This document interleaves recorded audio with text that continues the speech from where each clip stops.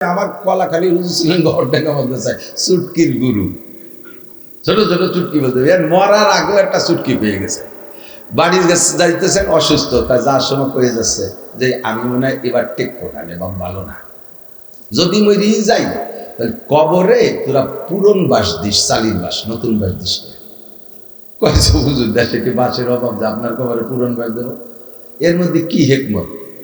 পুরন বাস দিবি এই জন্যই ফেরেশতারা এসে যেন আমরা জিজ্ঞেস করবে, আমি বলবো যে তোমরা কয় দল? তারা কয়ে যে কে হুজুর? কয়ে যে দেখো যে বাস পুরন হয়ে গেছে, কবে একদল জিজ্ঞেস করে দিয়ে চলে গেছে, ফিরে আবার তোমরা কে দিয়েছো? খুব রসিক মানুষ ছিল। তো উনি কয় এক বাপের 7 মেয়ে পর এক ছেলে, 7 মেয়ে পর এক ছেলে। তো বোনরাও যতদিন ভাই হয় নাই অতদিন একটা কুত্তর বাচ্চারও যদি পুরুষ কুত্তর বাচ্চায় তাই নিয়ে কোলে এরিয়া বাড়ি বাড়ি এরিয়া খুব আদর করতো। একটা বিড়ালের বাচ্চা দেখলে কোলে আসতো, পরেরটা ধরে কোলে আরে আর দুয়ার আল্লাহ আমাকে একটা ভাই দাও। এই করতে করতে বুড়োকালে ছেলে একটা হয়েছে দিলে। বাচ্চাটার বয়স যখন 4-5 বছর হয়েছে, এখন একটু খেলনা টেলনা শিখছে। আব্বু রিক্সা কিনে দাও দিয়েছে, আব্বু সাইকেল দাও দিয়েছে, আব্বু টেনিস কিনে দাও দিয়েছে, আব্বু ফুটবল দাও দিয়েছে। এই ফুটবল, টেনিস, পুরনো সাইকেল, নতুন সাইকেল, রিক্সা দিয়ে খাটের তল ভরিয়ে গেছে। এই করতে করতেই 5-6 বছর হয়েছে বয়স। এর মধ্যে আব্বু আমার এখন দাও বানাই দাও। এই দাও দেখিয়ে কারণ একটু কুপাকুপি শেখবো। আমরা গাই ছোট মানুষ দাওয়াতে ঘুরতে এরা ও কয়েছে তাহলে আমি মরি যাবো। বুনটা কাপা তোর হয় তুমি একটা বাটি তুমি তো দেওয়া বানাই দাও, আমরা ঠেয়াই রাখ পানি দাও একখান বানাই দিয়েছে। কোন জায়গা কুপাকুপি শেখো? হুড়ির বাড়ি যা, পুকুর পাড়ে যা, পুকুর পাড়ে যায় কচু গেছু যা আছে কাটি কুটি সাফ করে দাও, আর ঠিক কর। ও যাইয়ে কচু গেছু যা আছে মান কচু, পানি কচু, বুড়ো কচু সব কাটিয়ে কুটে ছোট ছোট সুবরির গাছ মেহগুলির সারাটা কাটিয়ে পাট পাট করে ফেলেছে। সে হাসতে আব্বা দেখেন কারণ কুপাকুপি শিয়ে ফেলেছে। যান আর ঠিক হয়ে গেছে, কুপাকুপি শিয়ে ফেলেছে। একদিন ওর আব্বার কাব্বা তোর একটা কোপ দেবো, বাজে শয়তান মানুষ কোপাতে সে আইছে আল্লাহ দিয়ে ছেলে তো। 2 বাপ বেটা রাস্তায় গেছে, আটতিছে। ও রাতে তো সবসময় দাও থাকে। এক বুড়ো পথিক বুড়ো রাস্তায় যাতে বুড়োরে ধা শুরু করছে, কুপাবে। আর বুড়ো বাসুরি তো চেল্লা বেল্লা দৌড়ে, বুড়ো গরু তো এরকম দৌড়তে আরে না। বুড়ো মানুষ লুঙ্গিতে জড়ায় গলায় পড়ে গেছে, আর ওই দাও 2-1 কোপ দেবেই দেবে। এ বুড়োর চোখ তো গুলা গেছে, আর বুড়ো শুয়ে পড়ে গেছে, শয়তান ময়তান ছাড়িয়ে দিচ্ছ, এই যে আমার কুপাতে এসে। আর ওর বাপ হতো সাথে কয় না শয়তান ময়তান না, আমার আল্লাহ দিয়ে ছেলে একটু কুবাকুবি শেখছে, প্রথম কোপটা তোমারে দেবে, একটু খাইয়ে যাও। প্রথম কোপটা তোমারে দেবে, একটু খাইয়ে যাও। আল্লাহ যেগুলো এরকমই হয়, একটার একটা এরকমই হয়। 5টা হলে 5টা ধরে নষ্ট হয় না। একটা যদি হয়, একটাই ভাত না দিলে যাবা কোন জায়গায়? একটা যদি হয়, একটা যদি ভাত না দেয় যাবা কোন জায়গা? আর 4টে-5টা হলে আল্লাহর রহমতে আশা করি সবগুলো নষ্ট হয় না। 2টাই না দিলেও 3টাই দেয়, 4টাই না দিলেও একটার দাঁড়ে যে দাঁড়ানো যায়। কতক্ষণ ঠিক না? একজনটা 7-8 বাপ বেটা, ছেলে 7টা, বাপ 8 বাপ বেটা। টপ টপ করে যদি 7টা ছেলে জুয়ান হয়ে যায়, বাপ বুড়ো বাপের যৌবন ফিরে আসে। বাপের আলাদা টপ, লুঙ্গির কেনি ধরে বলমারির বাজার দিয়ে আটে। 7 ছেলে লাইক ছেলে। এই 7 বাপ বেটার ভাসে আলো সুখী সংসার। এক ছেলে সুখী সংসার। তো সুখী সংসার এলাকায় বাঁচাই সুখী 8 বাপ বেটা। বিঘেত খানিক জায়গা নিয়ে ঠেলা ঠেলি লেগে গেছে তুমুল বাড়ি বাড়ি পিঠে পিঠি। এই মারামারির মধ্যে মাইর বেশি খাবে কারা? 8 বাপ বেটা মাইর খাবে না? কারা খাবে? 2 বাপ বেটারে বাড় হইয়ে দুরাসাপের মধ্যে টানটানি সহাইতেছে, পুরো মারি ফেলে নাই। বাপ বুড়ো কালে বাপ লম্বা লম্বা নিঃশ্বাস ছাড়ে আর যদি 2-4টে থাকতো তাহলে এরকম জোড়া বাড়ি খাতাম না। أعوذ بالله من شرور أنفسنا وسيئات أعمالنا من يهد الله فهو المهتد ومن يضلل فلن تجد له وليا مرشدا ونشهد أن لا إله إلا الله وحده لا شريك له ونشهد أن سيدنا وسندنا وحبيبنا وطبيبنا وطبيب قلوبنا ومولانا محمدا عبد الله ورسوله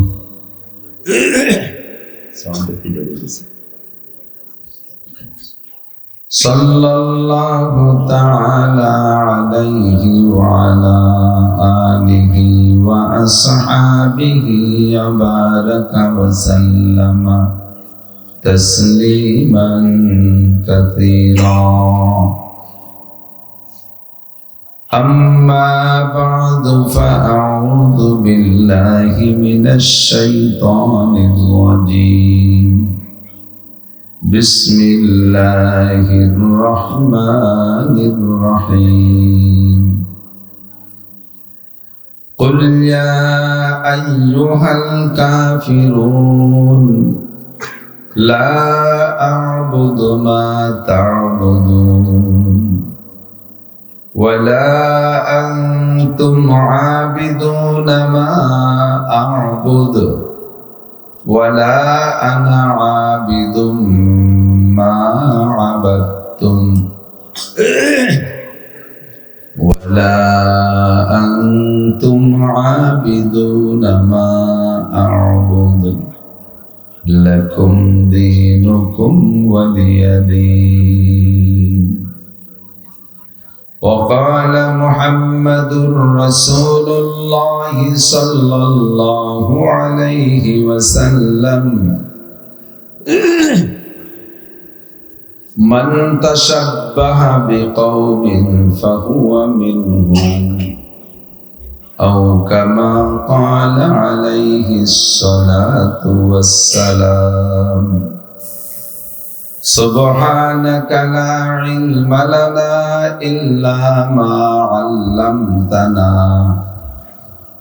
إنك أنت العليم الحكيم رب اشرح لي صدري ويسر لي أمري واحلل عقدة من لساني يفقه قولي رب زدني علما اللهم أرنا الحق حقا وارزقنا اتباعه وأرنا الباطل باطلا وارزقنا اجتنابه সকলে বলি আমিন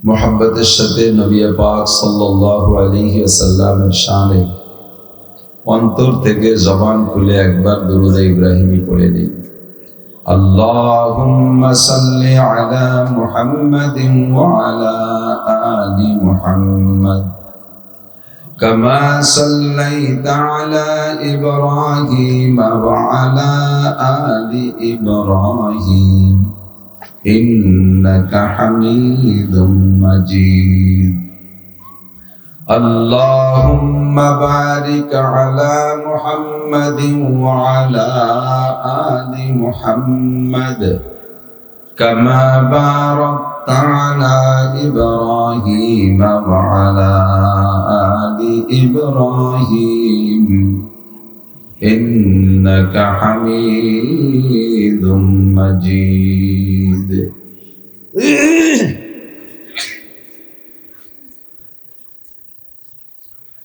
ঐতিহ্যবাহী মাদ্রাসাতুল হারামাইন আল ইসলামিয়া সুখদেব নগর এর উদ্যোগে আয়োজিত ষষ্ঠ বার্ষিক মাহফিল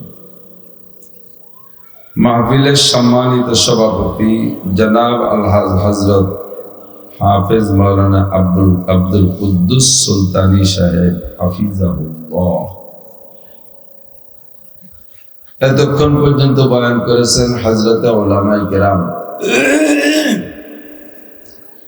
মাদ্রাসার সুযোগ্য সুদক্ষ মুহতামিম সাহেব হুজুর যোগ্য আসাতিজায়ে কেরাম আজিজাম তুলাবা মাহফিল উপলক্ষে দাওয়াত উলামায়ে কেরাম এই অঞ্চলের অনেক অনেক উলামায়ে কেরাম আইম্মায়ে মাসাজিদ প্রাণ প্রিয় দেশবাসী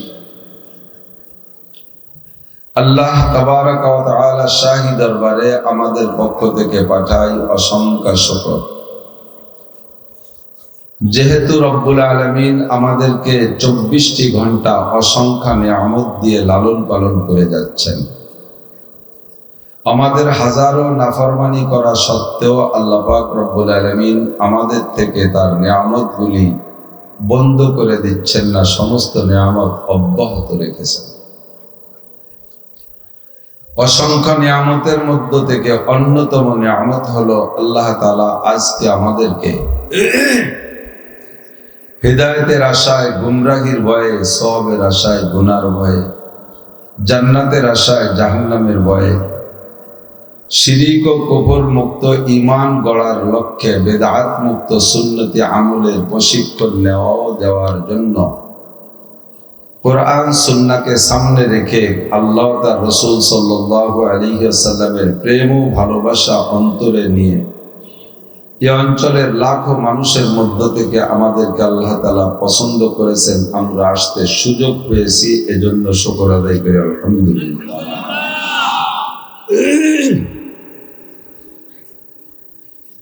আমাদের ওয়াজ ও নসিহতের মূলধন কোরআন ও হাদিস। কোরআন ও হাদিসকে সামনে রেখেই আমাদের আলোচনা।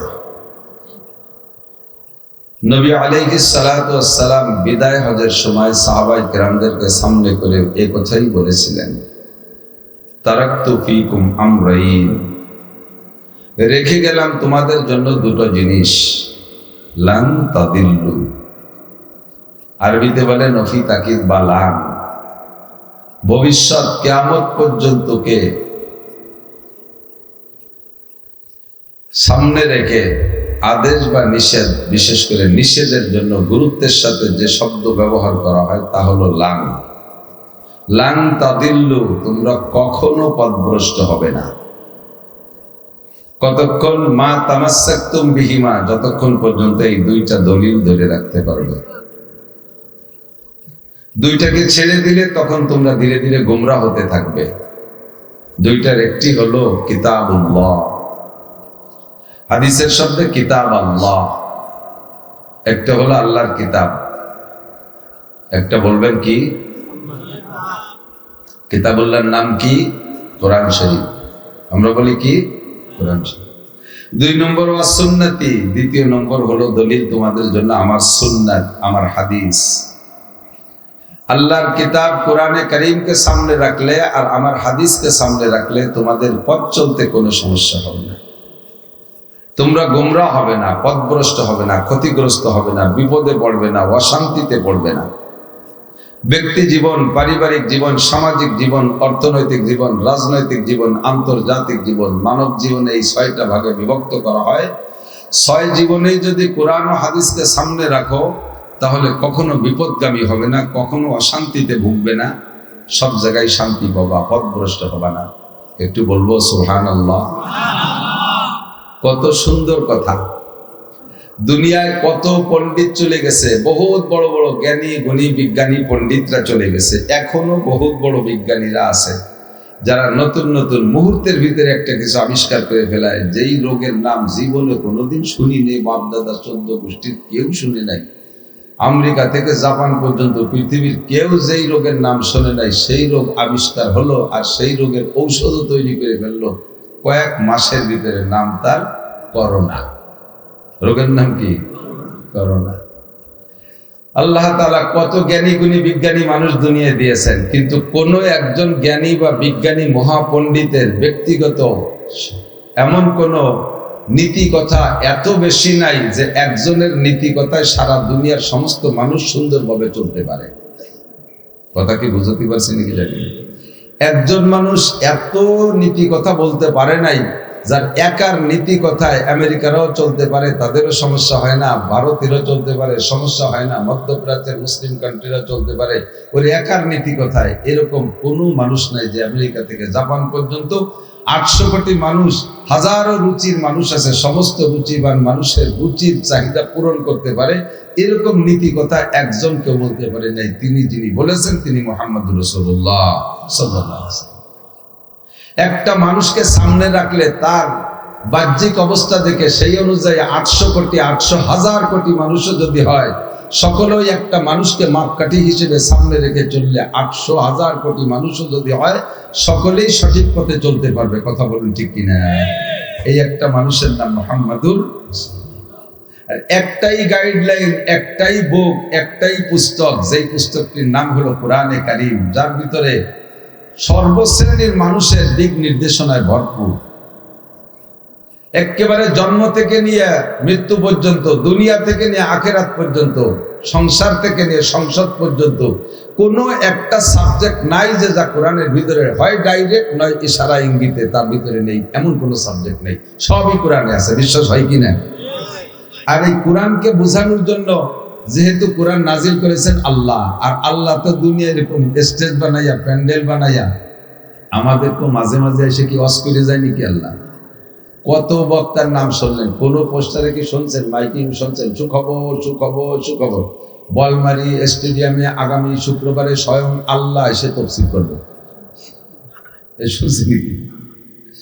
আল্লাহ ওই সাহাবাদের জামানায় জমিনে এসে ওয়াজ করে নাই, এখনো করে নাই, কোনোদিন করবে না। একটা ওয়ে, একটা মিডিয়া, একটা মাধ্যম, জিবরিল আলাইহিস সালাতু ওয়াস সালামের মাধ্যমে আল্লাহ তাআলা কোরআন শরীফ নাজিল করেছেন নবী পাকের মাধ্যমে।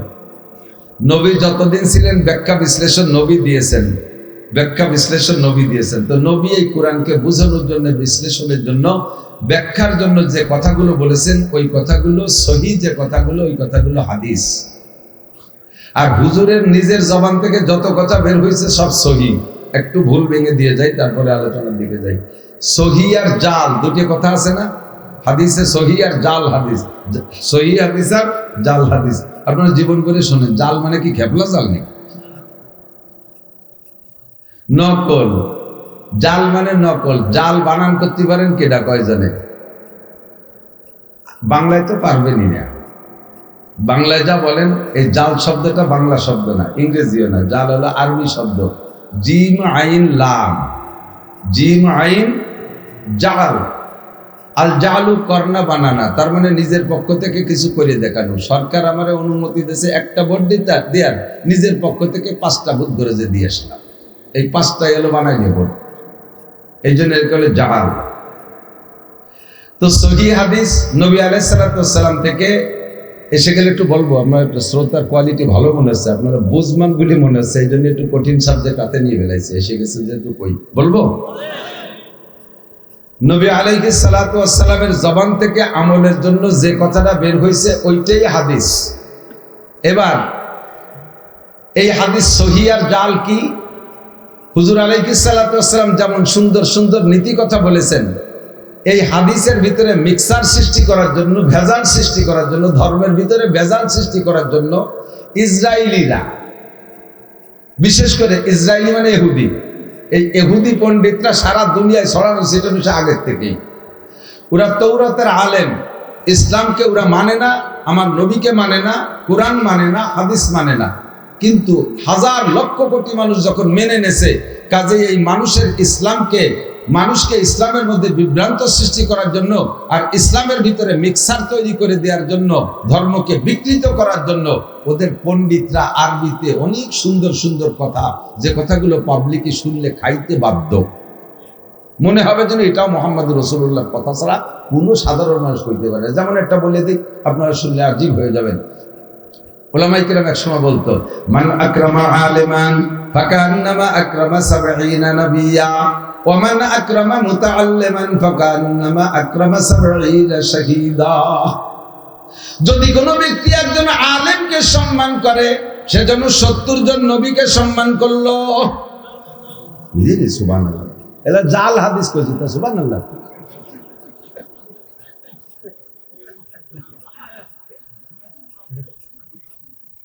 ومن أكرم متعلما فكأنما أكرم 70 شهيدا। যদি কেউ মাদ্রাসার একটা ছাত্রকে সম্মান স্নেহ করলো, ভালোবাসলো, সেজন্য 70 জন শহীদকে ভালোবাসলো। কত সুন্দর কথা! এ কথা বললে কে না মনে করবে যেটা রসুলের কথা? এইভাবে জাল বানাইয়া কোয়ালা রাসূলুল্লাহ সাল্লাল্লাহু আলাইহি ওয়াসাল্লাম, শুরুতে কোয়ালা রাসূলুল্লাহ সাল্লাল্লাহু আলাইহি ওয়াসাল্লাম বলে দিয়েছে, বাস হাদিস হয়ে গেছে। আল্লাহ। ক্বালা রাসূলুল্লাহি সাল্লাল্লাহু আলাইহি ওয়াসাল্লাম আন-নাসু কুল্লুহুম হালকা ইল্লাল আলিমুন ওয়াল আলিমুনা কুল্লুহুম হালকা ইল্লাল আমিলুন ওয়াল আমিলুনা কুল্লুহুম হালকা ইল্লাল মুখলিসুন ওয়াল মুখলিসুনা আলা খাতারিন আযীম। এটুকু নাউযুবিল্লাহ। কি সুন্দর একটা কথা। সব মানুষ ক্ষতির ভিতরে, শুধু আলেমরা ভালো। শুধু এই কথাটা ভালো একজন আলেম বানাইছে, কথাটা বড় সুন্দর বানাইছে একজন আলেম। তবে এই কথাটা যদি শুরুতে বলি ক্বালা রাসূলুল্লাহ সাল্লাল্লাহু আলাইহি ওয়াসাল্লাম, তখন কথাটা পরিত্যক্ত, গ্রহণযোগ্য না, রাখে না, ফালতু। আর যদি বলি যে না কোনো একজন বুজুর্গ বলেছে, তাহলে কথাটা সত্যি খুব জরুরি, খুব সুন্দর। কথাটা কি? সারা দুনিয়ার সমস্ত মানুষ ক্ষতির মধ্যে, শুধুমাত্র আলেমরা ভালো আছে। সব মানুষ ক্ষতির মধ্যে, সব মানুষ গুমরাহ হয়ে গেছে, সব মানুষ নষ্ট হয়ে গেছে, শুধুমাত্র আলেমরা ভালো আছে। এবার লোকটা খুঁজে আলেমদেরকে ভালো বলার পর এবার আলেমদের ভিতরে তদন্ত লাগাইলেন, খুঁজে দেখে বাংলাদেশে 3 মৌলবীর 13 দল। সুবহানাল্লাহ। 3 মৌলবীর 13 দল। নগদে আওয়ামী লীগ সরকারের পতনের পরে, যখন আওয়ামী লীগ একেবারে বর্তমানে নিস্তেজ হয়ে গেছে, আসন্ন জাতীয় সংসদ নির্বাচন সামনে, আমার জানা মতে লক্ষ লক্ষ আওয়ামী লীগের সদস্য সিদ্ধান্ত নিয়ে ফেলাইছিল, এতদিন সুযোগ পাই নাই, আওয়ামী লীগকে ভালোবাসি, সামনে রাখছি, এবার যেহেতু আওয়ামী লীগ নির্বাচনে আসতে পারবে না, আমি নিয়ত করছি এবার হুজুরকে ভোট দেব। যদি হুজুররা সব এক জায়গায় আসে, কিন্তু ডেলি ডেলি ফেসবুক আর ইউটিউব আর সংবাদ দেখে যে 3 মৌলবীর 13 দল, কোন হুজুরে ভোট দেব? নাসির হুজুর বয়ান করে যায়, শুনতে ভালো লাগে, মনে চায় হুজুর কোন দলে, ওই দলে ভোট দেব। একটু পরে আবার আর এক হুজুর এসে ভাষণ দিয়ে যায়, সেই হুজুরিটা তাইছে ভালো লাগে, এবার দ্বিধাদ্বন্দ্বের মধ্যে পড়ে গেলাম। ও আল্লাহ, 2 হুজুরের মধ্যে 2 দল। কিছুদিন পর্যন্ত এই লোকটা যিনি বললেন সব মানুষ খারাপ, শুধু আলেমরা ভালো, আলেমদের মধ্যে তদন্ত লাগাইয়া ঘুরে ফিরে এসে কয় না ওয়াল আলিমুনা কুল্লুহুম হালকা, ক্ষতিগ্রস্ত, সব আলেম ক্ষতিগ্রস্ত, ইল্লাল আমিলুন, শুধু আলেমদের মধ্যে যারা আমল করে তারা ভালো। সব আলেম তো আমল করে না, যে আলেমরা আমল করে ওই আলেমরা ভালো। কিছুদিন পরে আমল করেওয়ালা মৌলবীকে ভিতর দিয়ে ঘুরে ফিরে কয় আরে ওয়াল আমিলুনা কুল্লুহুম হালকা, আমল করেওয়ালা সব হালকা হয়ে গেছে, ক্ষতিগ্রস্ত। ইল্লাল মুখলিসুন, আমল করেওয়ালাদের ভিতরে যারা মুখলেস, যারা ইখলাসের সাথে আমল করে তারা খালি ভালো। এবার খুঁজে খুঁজে দেয় মুখলেস কেডা, কতগুলো মুখলেস খুঁজে দেয়, তারপরে কয় না ওয়াল মুখলিসুন আলা খাতারিন আযীম। এই মুখলেসটা সবচাইতে বড় বিপদে, যাকে ভাবছিলাম সবচেয়ে ভালো, এরা সবচেয়ে বড় বিপদে। কথাটা এমনি যদি কোনো আমার পক্ষ থেকে বলি, কোনো আলেমের পক্ষ থেকে বলা হয়, তাহলে কথাটা সহি, বাস্তবতাই দেখতেছি। কিন্তু শুরুতে ক্বালা রাসূলুল্লাহ সাল্লাল্লাহু আলাইহি ওয়াসাল্লাম যদি লাগাইয়া দেই, তখন এটা হাদিসের নাম দিয়ে জালে পরিণত হয়ে যায়।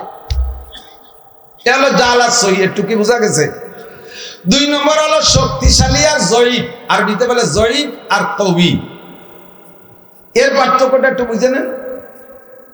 শক্তিশালী মানে নবী আলাইহিস সালাম বলছেন কথা, ওই হাদিসটা যাদের মাধ্যমে আমাদের কাছ পর্যন্ত আসছে, প্রত্যেকটা টিম, একে বলা হয় সনদ, মিডিয়া, মাধ্যম। এই মাধ্যমগুলো যদি ভালো ব্রেনি হয়, হক্কানি আলেম হয়, জাহিন হয়, মুত্তাকিন হয়, পরহেজগার হয়, সিটার না হয়, বাটপার না হয়, ধোঁকাবাজ না হয়, তাহলে এই হাদিসগুলো খুব শক্তিশালী, একে বলা হলো কবি, মুত্তাসিল। আর যেই হাদিসটা সরাসরি হুজুরই বলেছেন, কিন্তু বর্ণনাকারী যাদের মাধ্যমে আছে তারা একটু দুর্বল, ব্যক্তি দুর্বল, হুজুরের কথা দুর্বল না, এই হাদিসকে বলা হয় জয়ীফ। যেমন একটা কথা শোনেন, যুবকরা খেয়াল করবো, শোনা, সব কথা সব দিনে আসে না, যে কথা এসে যায় কোন দিনের কোন কথার ভিতরে তোমার জীবনের একটা ভুল ভেঙে যাবে। কারণ এই আহলে হাদিসটা বহুত ফিতনা মাসাচ্ছে দেশ বইয়ে, এদের সাথে মোকাবেলা করা ভারী কঠিন। ওরা আড়ালে আড়ালে জন্মের পারাপারে আমাদের মতো হুজুরকে কাছে আসে না। যত স্কুল কলেজ বিশ্ববিদ্যালয়ের স্টুডেন্ট এদেরকে ভক্ত বানায় ফেলতেছে, কারণ তারা আরবি জানে না। ওরা এসে এমন সুন্দর করে বলে, বগল বলে বুখারী শরীফ নিয়ে আসে, কথায় কথায় টাইম দিয়ে বুখারী বেরোয় দেয়। কি তোর বগলে এত গেছেন কি? বুখারী শরীফ কয় খান? 60 খান। 60 খান বুখারী কইস কি? আমাকে রাশিদ সাহেব যে কয়ে গেল যে 2 খেন বুখারির গায়ে 12 কেজি ওজন, 2 খেন বুখারির গায়ে 12 কেজি ওজন, তোর বগলে 60 খেন, বগল কত বড়? তোর বগল কি উসমানের বগল কি? 6 পাতায় দিয়ে বুখারি বানাইছে, ফস করে টাইম দিয়ে বেরোয় বগলেতে বুখারি, বুখারি বেরোয় না বগলের লোম টেনে ছেড়ে তো আল্লাহ জানে বুখারি বের করে। এদের সাথে তর্ক করে পারা ভারী কঠিন, সাধারণ পারবেন না। একটু মনে রাখেন, যে আমলগুলো আপনারা করেন জয়ীফ হাদিসের পর আমল করেন, সমস্ত মুহাদ্দিসিনে কিরাম অনুমতি দিয়েছে জয়ীফ হাদিসের পর আমল করা জায়েজ। আর ওরা জয়ীফ কইয়া আমাদেরকে একেবারে ত্যাগ করে দেয়, আমাকে মোটামুটি মাটির সাথে মিশিয়ে দেয়। সবে বরাত হাদিসই নাই, এটা হাদিসই নাই, ওটা হাদিসই নাই, ওরা জায়গা খালি তাই হাদিসই আছে। খেয়াল করেন, তাহলে জয়ীফ কি? বর্ণনাকারীর দুর্বলতার কারণে হাদিসটা জয়ীফ, মূলত হাদিসটা আল্লাহ রসুলের কথা, এর ভিতরে কোনো দুর্বলতা নাই। একটু উদাহরণ দিলে বুঝবেন। একজনের পাঠানো হয়েছে, না ভুল বলছি, এখানে আপনারা বসে আছেন, চলমান যারা আছেন, একজন আইসা রাস্তাতে এই জায়গায় এসে এক ভ্যান চালানোওয়ালা বলতেছে যে আজকে আপনারা সব এই জায়গা এই বাইকের চৌরাস্তায় ডক্টর ইউনূস সাহেব ভাষণ দিয়ে গেছে। কইছে কিটা? এক ভ্যান চালায়, তাহলে ধমক দেয় ডক্টর ইউনূস এখানে আসতে গেছে। ও তো ভ্যান চালায়, ওর কথার কি ভ্যালু আছে? দেশেন তারাই। একটু পরে একজন জুড়ি কুদা লাতে আইসে, সে কয় যে আপনারা জান নাই ও জায়গা। কোন জায়গা যাবো? কয় যে ডক্টর ইউনূস ওই জায়গা রোড মিছিল করে মিটিং করে গেল। আরে বাদ দে। কিন্তু এই বাদ দে যে এবার কইছেন, আগের বারে সেটা আসতে হয়ে গেছে কথা, কারণ একই কথা দ্বিতীয় আর একজনে কই। এর মধ্যে এক ম্যাথর সুইপার, সে কুদাল একখান গাড়ে কেরোসিনের টবের টাতে, ও এসে কয় এই যে এই মাত্র চলে গেল। কিরা গেল? কয় ডক্টর ইউনূস চলে গেল। এবার আপনি কি করবেন? কই যে এরকম হঠাৎ করে আসলো। এরপরে আপনি বাইকের চৌরাস্তা আপনার পরিচিত দোকানে ফোন দিয়েছেন, এই যে 3 জনে কয়ে গেল, সত্যি কি ডক্টর ইউনূস আসছিল? হয় এই পাশে যাবে গোপালগঞ্জ, খুলনা যাবে, যার পথে জায়গা দাঁড়ায় গেছে। তাহলে 3 জন দুর্বল মানুষে খবরটা কইছে, এর কারণে খবরটা হলো জয়ীফ। ভ্যান চালাইনি, রিক্সা চালাইনি, কোদাল কোপাইনি, সুইপার মেথর, কিন্তু এই 3 জনে বলছে কি বলে কি ডাক্তার ইউনূসের আশা হয় নাই? উনি তো ওখানে আসছিলেন, মিটিং করছেন, খবরটা কইছে 3 জয়ীফ, তাই বলে কি উনি আসার পরও কি আশা হয়নি? ওনার আশা তো সহি, কিন্তু বলনেওয়ালা দুর্বল, খবর কইছে দুর্বল একদম। কিন্তু এই খবরটা যদি চেয়ারম্যান সাহেব বলতো, তাহলে এক খবরই হয়ে যেত।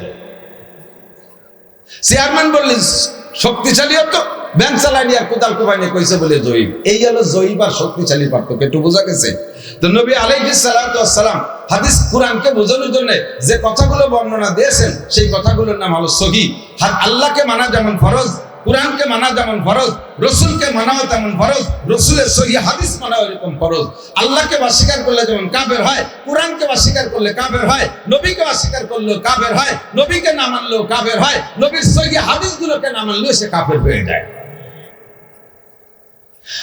আল্লাহ রসুল সাল্লাল্লাহু আলাইহি ওয়াসাল্লাম থেকে যত সহিহ হাদিস আর সুন্নাত আমাদের মাধ্যমে আমাদের মাঝে এসেছে, এইগুলো আমাদের আমল করা জরুরি।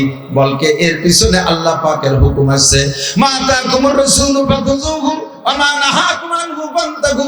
আমার নবী তোমাদেরকে যা আমল করতে বলে ওইটা করো, যেটা ছাড়তে বলে সেইটা ছাড়ো।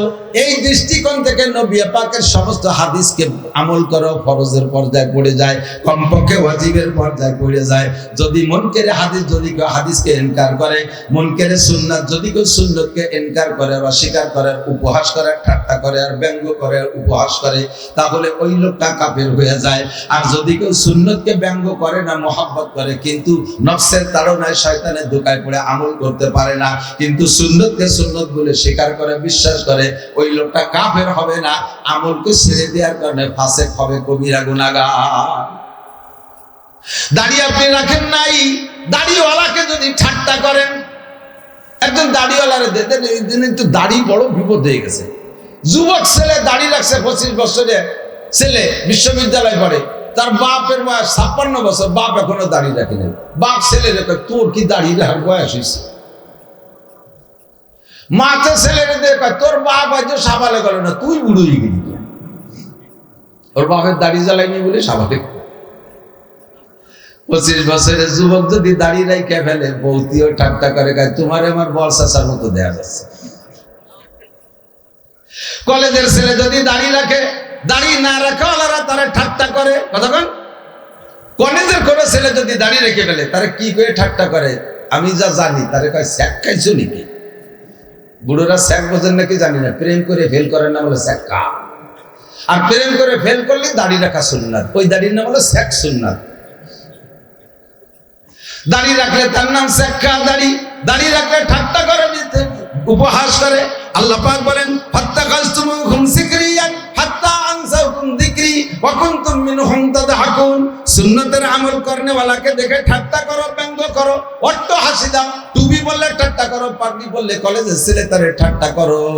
যুব সমাজ যদি মাহফিলের ইন্তজাম করে তাদেরকে ঠাট্টা করো, তোরাও হুজুর হয়ে গেছে না, আগে আমলিক করতে ঠকে গেছিল, ঠকে যে আপনি ফিট বাঁচানোর জন্য আপনি মাহফিল করে বেড়াচ্ছ, এই কথা। এরকম বললে ঈমান নষ্ট হয়ে যায়। আমল করতে পারি না পারি, সুন্নতকে সমর্থন করি, কথা বলেন। কমপক্ষে কবিরা গুনাহ যদি হয় তবু ঈমানটা ঠিক থাকবে। আল্লাহর নবী বলেন আখলিস দীনাকা ইয়াকফিকাল আমালুল কালিল। তোমার ঈমানকে খাঁটি করো, ঈমানকে পিওর করো, ঈমানকে পাহারাদারি করো, ঈমানের ব্যাপারে সতর্ক থাকো, অ্যালার্ট থাকো, হুঁশ থাকো। বান্দা যেন ঈমানের ভিতরে কোনো পিছিল খেয়ে না যাও। ঈমানের ব্যাপারে যদি মার খেয়ে যাও, সারা দুনিয়ার সমস্ত আমলের দ্বারা 1 সেকেন্ডের জন্য জান্নাতে যাইতে পারবা না। এই জন্য ঈমানকে পাহারাদারি করো। ছোট্ট একটা কথায় ঈমান কিন্তু বেরোয় চলে যায়, ঈমান নষ্ট হয়ে যায়। ছোট্ট একটা কথায় যত আমল করেন ঈমানের বস্তার মধ্যে থাকে না। একটু উদাহরণ দিলে বুঝতে সহজ হবে। ওই যে পোলাপান দেখেন বাজারে থেকে বেলুন কিনে ঘুরে বেড়াচ্ছে, বেলুন কিনছে না, একটা বেলুন, চিমটি একটা বেলুন, ওই অবস্থায় তো আর অনুমতি কোনো আনন্দ নেই। ওরা ভুলাইয়া টেমা বানাতে পারলি পারে, শেষে পোলা বানে ফুর্তি করে। তো বেলুনের একটা ধারণ ক্ষমতা আছে, একটু হাওয়া সে সহ্য করতে পারে। ওই পরিমাণ হাওয়া দিলে পুরোটা বেলুন ফোলে, প্রত্যেক কম দিলে মুখের কাছে একটু চেপা থেকে যায়, সেটুক দিলে পুরো ভুলে যায়। এবার সম্পূর্ণ ভুলে গেছে বেলুনটা। এই বেলুনটাকে সম্পূর্ণ ফুলে রাখতে, ওর ভিতরে সম্পূর্ণ হাওয়া ধরে রাখতে সারাগা ভালো থাকতে হবে না, কথা কেন? সারাগা ভালো থাকতে হবে। তো যদি ওই বেলুনের সারাগা ভালো থাকে, হাওয়াটুক থাকবে, কিন্তু এক কোনায় যদি সুই দিয়ে অল্প একটু ফুটোই দেন, তাহলে কি ওই জটটুক ফুটো করছেন, হাওয়া কি অটটুক বেরোবে? তো অটটুকই তো বেরোবে। সারাগা ভালো রয়েছে, আর সব জায়গায় হাওয়া থাক। সারাগা ভালো আছে, তাহলে সব জায়গায় হাওয়া থাক। একটু সুই রাখার মতো ফুটো হচ্ছে, ওই জায়গায় হুস করে একটু বার হয়ে বাকিটা থেমে যাবে, তা কি যায়? ওই জায়গাতে হুস করে সব বার হয়ে চলে যায়, যায় কি যায় না? আপনার ঈমানের বস্তাকে আপনি সুন্দর করে বানাইছেন, নামাজ দে, রোজা দে, হজ দে, যাকাত দে, কুরবানি দে, তাসবিহ দে, তাহলিল দে, জিকির দে, ফিকির দে, তিলাওয়াত দে, মসজিদ দে, মাদ্রাসা দে, মাহফিল দে, ইস্তেমা দে, সরবনাই দে, তাবলীগ দে, ভরে ফেলাইছেন বস্তা, কিন্তু এক কোণায় ছোট্ট করে একটা ফুটো করে দিয়েছেন। এই জামানায় এই আয়াতটা এটা সম্ভব না। কি সম্ভব না? কয় যে এই যে পর্দার কথা বলে, একই ফ্যামিলিতে থাকিয়া ভাবির সাথে ছোট ভাইরা একটু দেখা করতে পারবে না, এটা যেন একটু কেমন কেমন লাগে। বলার সাথে সাথে হুশ করে সব হইতে পারে চলে গেছে। একদিন যা ঢুয়েছিলেন বেলুনের মধ্যে সব বেরোয় চলে গেছে। একটু দুর্গা পুজোয় গেছি, তাতে কি হবে? না, এবার হুজুররা দুর্গা পূজা করছে, আলহামদুলিল্লাহ। কি বিল্লাহ, কি বিল্লাহ, দেখলাম কয়েকটি যে এবার আমি আপনাদের সাথে দুর্গা পূজায় অংশগ্রহণ করতে পেরে আল্লাহর শুকর আদায় করি, আলহামদুলিল্লাহ। আস্তাগফিরুল্লাহ। যদি কোনো জায়গা গোটা 10 ভোটার এক জায়গা বসে মদ খায়, আর ওই জায়গা যদি খবর পাই যে ওখানে 10টা ভোট আছে, ওই জায়গায় যে ভোট চাইলে যদি আপনি এক গিলাস খাইলে ভোট দেবো, তাহলে না খাই করে যে আলহামদুলিল্লাহ, আপনাদের সাথে জীবনের প্রথম নিয়ামত খেতে পারলাম। ঈমান যাবে না থাকবে? থাকবে না যাবে? যেরকম থাকবে না যাবে? আস্তাগফিরুল্লাহ। কোন হারামের শুরুতে বিসমিল্লাহ, কোন হারামের শেষে আলহামদুলিল্লাহ বললে একেবারে নগদে কাফের হয়ে যাবে। আপনার ব্লাডার পুরোটা সব জায়গা ঠিক থাকলে এক জায়গা ফুটো দিয়ে বাতাস বেরিয়ে চলে যাবে, কিচ্ছু থাকবে না, কিছু থাকবে না। কোন হারামের শুরুতে বিসমিল্লাহ নাই, হারামের শেষে আলহামদুলিল্লাহ নাই, কথা বলেন। বস্তা ভরে ঘুষ খাইয়ে টাকা নিয়ে এসে আব্বার কাছে দাও, আলহামদুলিল্লাহ আজকে মুসাফায় এত পাইছি। পিসাবরা মুসাফা করে পকেটে টাকা পায়, আমার ভাইরা মুসাফা করে টাকা পায়। মুসাফা, ঘুষির মুসাফা, ঘুষ ঘুষ ঘুষ। বস্তা ভরি টাকা নিয়েছে আব্বার কাছে, আলহামদুলিল্লাহ বলে শুকর করা। আমাকে ইউনিয়নে একবার মুরগি চুরি হলো, ধুমসা চুরি, একটা দুটিয়া পাঁচটা যার যা এনেছে। আমার বাড়ি দেশি মুরগি সবসময় খুব বেশি, আমার বাড়ি এসে 100 মুরগি, 3 রাতে 100 মুরগি নিয়ে গেছে। এত কষ্ট বালা। পরে সারা ইউনিয়ন চুরি হওয়ার পরে যখন আমার বাড়িতে নেছে, 2-1 দিন পরে চোর ধরা পড়ছে। চোররে সবাই ধরে পিটেছে, কায়দারে পিটে টেটে। আমি চোর দেখতে গেছি, আমি বললাম যে তুই আমার বাড়ির মুরগি কুকাটা নিলি কেন? কয় যদি ওই বাড়ি যে আপনার বাড়ি তা তো আমি জানি না। তা নিলি কিছু ধুয়ে নিতি, অত নিলি। কয় যে হুজুর 50টা মুরগি কুড়াইতে ধরেন 10 বাড়ি 20 বাড়ি আমার যা লাগে, আর ঘরের দরজা খুলে দিয়ে যান শোয়াই। তা নিলি কিভাবে? কয় যে নিচি বস্তা বইল। তো মরে যাইনি না? কয় যে না মরি নেই। তো এত মুরগি নিয়ে কি এরিস? কয় যে আমি পোল্ট্রি খাতে পারি না, তো ওই জন্য দেশি মুরগি ছাড়া খাতে পারি না, তাই একটু ব্যবস্থা করি। তো এত মুরগি মরে যায় না? কয় না, ওই মরে গেলে তো হারাম হয়ে যায়, চুরির দিয়ে হারাম হয় না, মরে গেলে তো হারাম হয়ে যায়। এই দলিল বিলির বুদ্ধি নিয়ে আমি বিসমিল্লাহ আল্লাহু আকবার করে সব জবাই দিই। তো সুরা মুরগি বিসমিল্লাহ আল্লাহু আকবার বলে কি হালাল হয়? কতক্ষণ হয়? বরং সে ইমান নষ্ট হয়ে যায়। হারাম রে তুমি বিসমিল্লাহ আল্লাহু আকবারকে হালাল করতে চাও। সুদের টাকা দিয়ে চাউল কিনে সেই চাউলের ভাত খাওয়ার সময় বিসমিল্লাহ করলে ইমান নষ্ট হয়ে যায়। নতুন পোশাক বানাইয়া ব্যবহার করার একটা দোয়া আছে।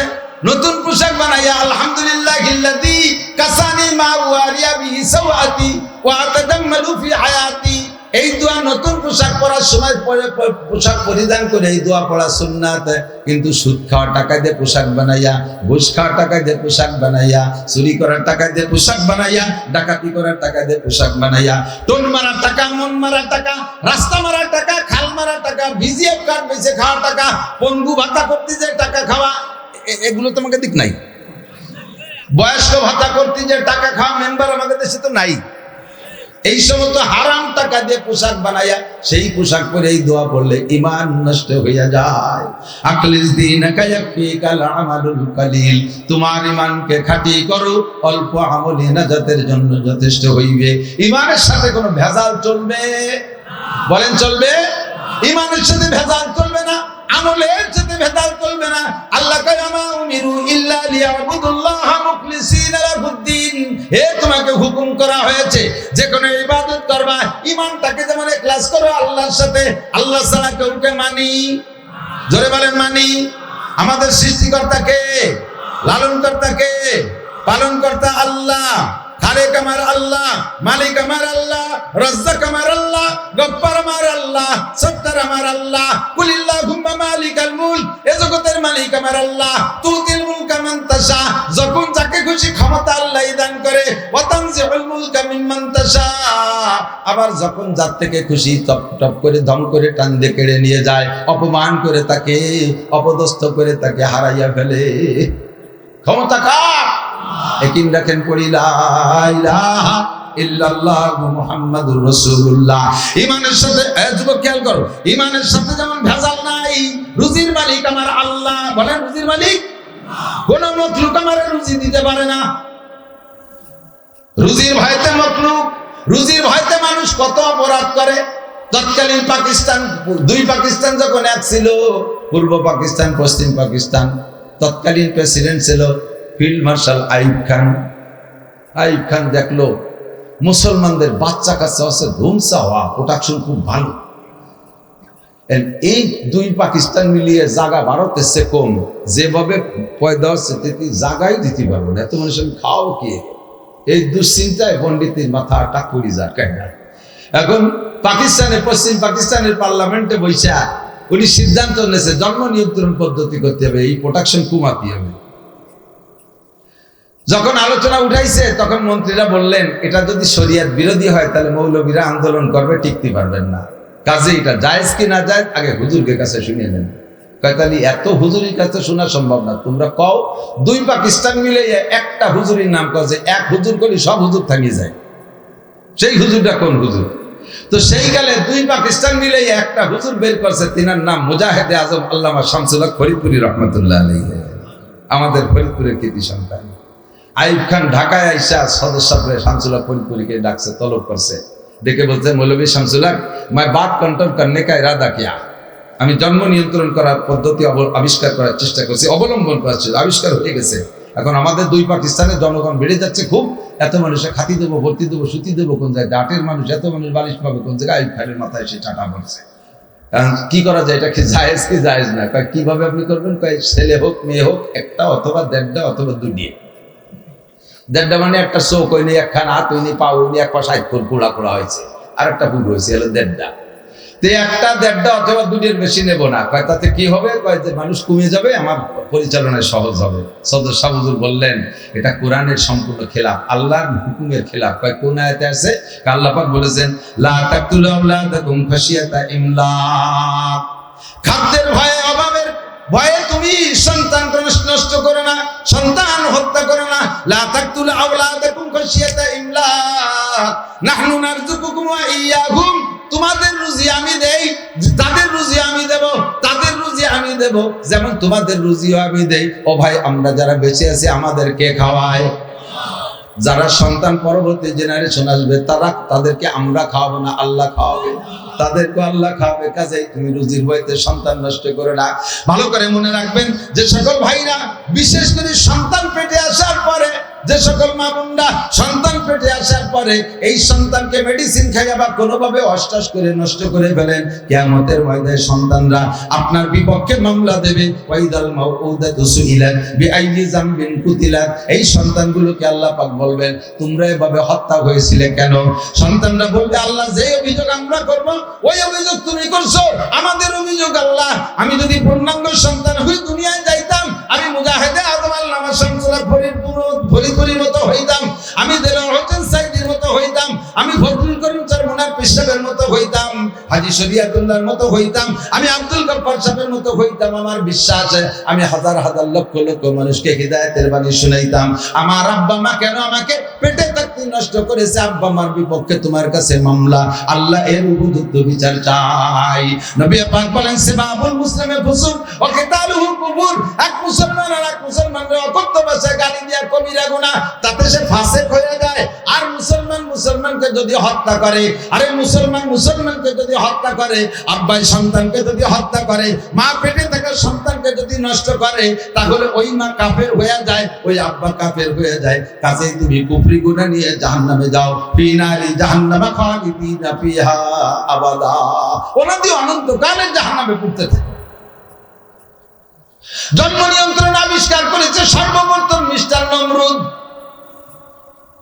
সর্বপ্রথম জন্ম নিয়ন্ত্রণ অবলম্বন করেছে মিস্টার নমরুদ কি জন্য বলেন তো ইব্রাহিম আলাইহিস সালাম মুসলিম জাতির পিতা মিল্লাত আবিকুম ইব্রাহিম মুসলিম জাতির পিতা ইব্রাহিমকে দুনিয়ায় আসতে দেবে না এই জন্য নমরুদ জন্ম নিয়ন্ত্রণ পদ্ধতি আবিষ্কার করেছে কথা বলেন ঠিক না দুই নম্বরে জন্ম নিয়ন্ত্রণ পদ্ধতির পর আমল করাইছে একই সিস্টেমে আমল করাইছে মিস্টার ফিরাউন সে মুসা নবীর মতো জলিলুল কদর নবীকে দুনিয়া আসতে দেবে না জন্ম নিয়ন্ত্রণ পদ্ধতি প্রথম পদ্ধতি হলো দুইজন নারী আর পুরুষ এক বছরের ভিতরে এক জায়গা হতে পারবে না স্বামী স্ত্রী এক জায়গা হতে পারবে না নারী পুরুষ এক জায়গা হইতে পারবে না সে সময়তের এই প্রযুক্তির এগুলো ছিল না ওর মাথায় যেটা আছে তাই এখন আল্লাহ যদি এই হাদিসে আছে মা মিন নাসামাতিল কায়নাতিন ইল্লা ওয়া হিয়া কায়নাতুন আল্লাহ তাআলা যত রূহ দুনিয়ায় পাঠানোর সিদ্ধান্ত নিয়েছে ও রূহকে পাঠাবে যেদিন পাঠাবে তোমার ঘরে সেদিন তোমার ঘরে পদ্ধতির কিছু থাকবে না যা যা রাখে থাকো খাটে তাহলে এখানেও কাটে ওর কিছু সেদিন বাড়ি থাকবে না ওটা এসেই যাবে যে কোনো কায়দায় আল্লাহ দিতি এই পদ্ধতির ভিতর দিয়ে নমরুদের স্বরাষ্ট্রমন্ত্রীর নাম আজর যে আজর এইগুলো করতেছে সব জায়গায় স্বামী স্ত্রীকে বিচ্ছেদ দূরে রাখার সিদ্ধান্তের পর আমল করাচ্ছে 70 লক্ষ ছিল সেনাবাহিনী নমরুদের সাথে গোয়েন্দা নিয়োগ দিয়েছে আর 70 লক্ষ এই 70 আর 70 কত হয় 1,40 লক্ষ মানুষ সারা দুনিয়া ছড়িয়ে গেছে স্বামী স্ত্রী নারী আর পুরুষ এক জায়গা হতে দেবে না আল্লাহ কাজে তোর ঘরে দেবো সূরা তোর ঘরে দেবে সেই আজরের ঘরে ইব্রাহিমকে দিয়ে দিয়েছে ফিরাউনের সময় মুসা আলাইহিস সালামকে আসতে দেবে না ওই পদ্ধতি আমল চট করে কিভাবে এসে গেছে মায়ের পেটে বাচ্চা ডেলিভারি হয়ে গেছে আল্লাহ কায় ওটা অন্য কায়দা করছি কিন্তু শয়তান ওই বাচ্চাটারে তোরে দিয়ে পালাবো সেই মুসারে ঘুরাইয়ে এনে ফিরাউনের বাড়ি 30 বছর লাস্টে ফিরাউনের এক বাবরসির এক সয় দিয়ে মারি ফেলাই দিয়ে শেষে চলে গেছে মাথাতে যদি আল্লাহ পাঠায় কেউ ঠেকানোর ক্ষমতা রাখে রাখে না। তবে আপনি ওই সিদ্ধান্তে যাবেন না। আইয়ুব খান এবার সদস্যরা বললে সদস্য ইত্যাদি দলিল দিয়ে যখন বুঝাইছে, আইয়ুব খান সদস্যরা ধমক দিয়ে বলে, মৌলভী শামসুল হক আপা জানতো না কোন হো? হ্যাঁ মৌলভী শামসুল হক, কেন আমি কে বলেছি তোমাকে এই প্রস্তাব? তোমার কোরআন শরীফ একটা বলবে আর আমি আইয়ুব খান একটা বলছি, তুমি আমারটাকে খন্ডায় তুমি কোরআনের দলিল দাও। আপা জানতো আমায় কোন হো? তুমি চেনো আমি কে? सदस्य कहे अब कौन हो आप कहिए, अपनी कौन अपनी के मैं दो पाकिस्तान के प्रेसिडेंट हो, मैं फील्ड मार्शल आयुब खान हो, আমি দুই পাকিস্তান, पूर्व पाकिस्तान, मशरकी पाकिस्तान और मगरबी पाकिस्तान, दो पाकिस्तान के प्रेसिडेंट हो और पूरे दुनिया के अंदर फील्ड मार्शल फकत मैं एक ही हो, আমি একাই ফিল্ড মার্শাল, এখনো পর্যন্ত ফিল্ড মার্শাল উপাধি কেউ পাইনি। আপনি কার সাথে কথা বলছেন জানেন? সদস্য ধমক দেখে, এই আইয়ুব খান তুই চিনিস আমি কে? তুই তো দুই পাকিস্তানের প্রেসিডেন্ট, আমি ধর্মীয় দৃষ্টিকোণ থেকে সারা পৃথিবীর মুসলমানের প্রেসিডেন্ট আমি শামসুল হক। তুই ধমক দিস আমারে, তার চেয়ে জোরে ধমক দিয়ে থামাই দিছে। সদস্যকে 3 লক্ষ টাকা অফার দিছে, সেই কালে 3 লক্ষ টাকা। সদস্য কয় मैं बायल हो, मैं बायल बकरी हो, खरीदने के लिए आया है। আমি কি গরু ছাগল যে 3 লাখ টাকা দিয়ে কিনতে এসেছিস? ভাগ তোর টাকা নিয়ে। ধমক দিয়ে তাড়াইছে। লা তাকতুলু আওলাদাকুম খাশিয়াতা ইমলাক নাহনু নারযুকুকুম ওয়া নাহনু নারযুকুকুম ওয়া ইয়াহুম। এ ভাই হাজারো প্রমাণ আছে, আমার দিক তাকান, আমার দিক তাকান, একটু কয়ে যাই। যারা 1-2 সন্তানের মা বাবা, সন্তান একটা দিনে জন্ম দিয়ে থেমে গেছেন, ওই সন্তানগুলো ভালো হওয়ার সম্ভাবনা সংখ্যা খুবই কম। এক বাপের এক সন্তান 90% উড়োটিয়ে বাদায় নিয়ে বিয়াদব। 10% ভালো থাকতে রেখে দিছি, আবার সেই ভালো কয়জন আবার আলাদা থাকবো, তোমরা আবার গেঞ্জাম বাঁধাইও না। 90% এক বাপের এক সন্তান বেশি আল্লাহদের ঠেলে, আল্লাহদের মধ্যে একটা মারা যাবে না, একটা মারা যাবে না, সব দিয়ে দেবে না, তারপর দিয়ে দেবে না, একটা, এই একটার আল্লাহ দে এরে বাড়তি বাড়তি বাড়তি বাড়তি লাস্টে সে একটা বাপের সে বড় হয়ে গেছে, এখন বাপের ঘাড়ের উপরে রাম দাদুর করে গাজার টাকা দিবি নইলে হত্যা করে ফেলবো। পুরো চেয়ে বাদামি আমার কলাখালি হুজুর ছিলেন গভর্নমেন্ট মাদ্রাসায়, চুটকির গুরু, ছোট ছোট চুটকি বলতে মরার আগেও একটা চুটকি পেয়ে গেছে। বাড়ির কাছে যাইতেছেন অসুস্থ, তাই যার সময় করে যাচ্ছে যে আমি মনে হয় এবার টেকবো না, এবং ভালো না, যদি মরি যাই কবরে তোরা পুরন বাস দিস, চালির বাস, নতুন বাস দিস। কয়েছে হুজুর দেশে কি বাসের অভাব যে আপনার কবরে পুরন বাস দেবো? এর মধ্যে কি হেকমত? পুরন বাস দিবি এই জন্যই ফেরেশতারা এসে যেন আমার জিজ্ঞেস করবে, আমি বলবো যে তোমরা কয় দল? তারা কয়ে যে কে হুজুর? কয়ে দেখো যে বাস পূরণ হয়ে গেছে, কবে একদল জিজ্ঞেস করে দিয়ে চলে গেছে, ফিরে আবার তোমরা কে দিয়েছো? খুব রসিক মানুষ ছিল। উনি কয় এক বাপের 7 মেয়ে পর 1 ছেলে, 7 মেয়ে পর 1 ছেলে। তো বোনরাও যতদিন ভাই হয় নাই অতদিন একটা কুত্তর বাচ্চারও যদি পুরুষ কুত্তর বাচ্চা তাই নিয়ে কোলে এরিয়া বাড়ি বাড়ি এরিয়া খুব আদর করতো। তো বিড়ালের বাচ্চা দেখলে কোলে হতো, পরেরটা ধরে কোলে আরে আর দুয়ার আল্লাহ আমাকে একটা ভাই দাও। এই করতে করতে বুড়োকালে ছেলে একটা হয়েছে। বাচ্চাটার বয়স যখন 4-5 বছর হয়েছে, এখন একটু খেলনা টেলনা শিখছে। আব্বু রিক্সা কিনে দাও দিয়েছে, আব্বু সাইকেল দাও দিয়েছে, আব্বু টেনিস কিনে দাও দিয়েছে, আব্বু ফুটবল দাও দিয়েছে। এই ফুটবল, টেনিস, পুরনো সাইকেল, নতুন সাইকেল, রিক্সা দিয়ে খাটের তল ভরিয়ে গেছে। এই করতে করতেই 5-6 বছর হয়েছে বয়স। এর মধ্যে আব্বু আমার এখন দাও বানাই দাও, এই দাও দেখিয়ে দিই, কারণ একটু কুপাকুপি শেখবো। আমরা গাই ছোট মানুষ দাওয়াতের ঘুরতে এরা ও কয়েছে তাহলে আমি মরে যাবো। বুন্ডা কাপা তোর হয় একটা বাটি তুমি তো দেওয়া বানাই দাও, আমরা ঠেয়া রাখবানি। দাও একখান বানাই দিয়েছে, কোন জায়গা কুপাকুপি শেখো? হুড়ির বাড়ি যা, পুকুর পাড়ে যা, পুকুর পাড়ে যাই কচু গেছু যা আছে কাটি কুটি সাফ করে দাও, আর ঠিক কর। ও যাইয়ে কচু গেছু যা আছে মান কচু, পানি কচু, বুড়ো কচু সব কাটিয়ে কুটে ছোট ছোট সুবরির গাছ মেহগুলির সারাটা কাটিয়ে পাট পাট করে ফেলেছে। সে হাসতে আব্বা দেখেন কারণ কুপাকুপি শিয়ে ফেলেছে। যখন হাত ঠিক হয়ে গেছে কুপাকুপি শিয়ে ফেলেছে, একদিন ওর আব্বার কাব্বা তোর একটা কোপ দেবো, বাজে শয়তান মানুষ কোপাতিয়ে সে আইছে আল্লাহ দিয়ে ছেলে। তো 2 বাপ বেটা রাস্তায় গেছে, আটতিছে। ও রাতে তো সবসময় দাও থাকে। এক বুড়ো পথিক বুড়ো রাস্তায় যাতে বুড়োরে ধাওয়া শুরু করছে, কোপাবে। আর বুড়ো বাছুরি তো চেল্লা বেল্লা দৌড়ে, বুড়ো গরু তো এরকম দৌড়তে এরে না। বুড়ো মানুষ লুঙ্গিতে জড়ায় গড়ায় পড়ে গেছে, আর ওই দাও 2-1 কোপ দেবেই দেবে। বুড়োর চোখ তো গুলাই গেছে, আর বুড়ো শুয়ে পড়ে শয়তান ময়তান ছাড়িয়ে দিচ্ছ, এই যে আমার কোপাতিয়েছে। আর ওর বাপ হতো সাথে কয় না শয়তান ময়তান না, আমার আল্লাহ যে ছেলে একটু কুবাকুবি শেখছে, প্রথম কোপটা তোমারে দেবে, একটু খাইয়ে যাও। প্রথম কোপটা তোমারে দেবে, একটু খাইয়ে যাও। আল্লাহ যেগুলো এরকমই হয়, একটার একটা এরকমই হয়। পাঁচটা হলে পাঁচটা ধরে নষ্ট হয় না। একটা যদি হয়, একটা ভাগ না দিলে যাবা কোন জায়গায়? একটা যদি হয়, একটা যদি ভাগ না দেয় যাবা কোন জায়গা? আর চারটে পাঁচটা হলে আল্লাহর রহমতে আশা করি সবগুলো নষ্ট হয় না। দুটাই না দিলেও তিনটে দেয়, চারটেই না দিলেও একটার দ্বারে যে দাঁড়ানো যায়। কতক্ষণ ঠিক না? একজনটা 7-8 বাপ বেটা, ছেলে 7টা, বাপ 8 বাপ বেটা। টপ টপ করে যদি 7টা ছেলে জুয়ান হয়ে যায়, বাপ বুড়ো বাপের যৌবন ফিরে আসে, বাপের আলাদা টপ, লুঙ্গির কেনি ধরে গোলমারির বাজার দিয়ে আটে, তাহলে 7 ছেলে লায়ক ছেলে। এই 7 বাপ বেটার ভাসে আলো সুখী সংসার, এক ছেলে সুখী সংসার। সুখী সংসার এলাকায় বাঁচাই সুখী 8 বাপ বেটা। বিঘেত খানিক জায়গা নিয়ে ঠেলা ঠেলি লাগিয়ে গেছে তুমুল বাড়ি বাড়ি পিঠে পিঠে। এই মারামারির মধ্যে মাইর বেশি খাবে কারা? 8 বাপ বেটা মাইর খাবে না? কারা খাবে?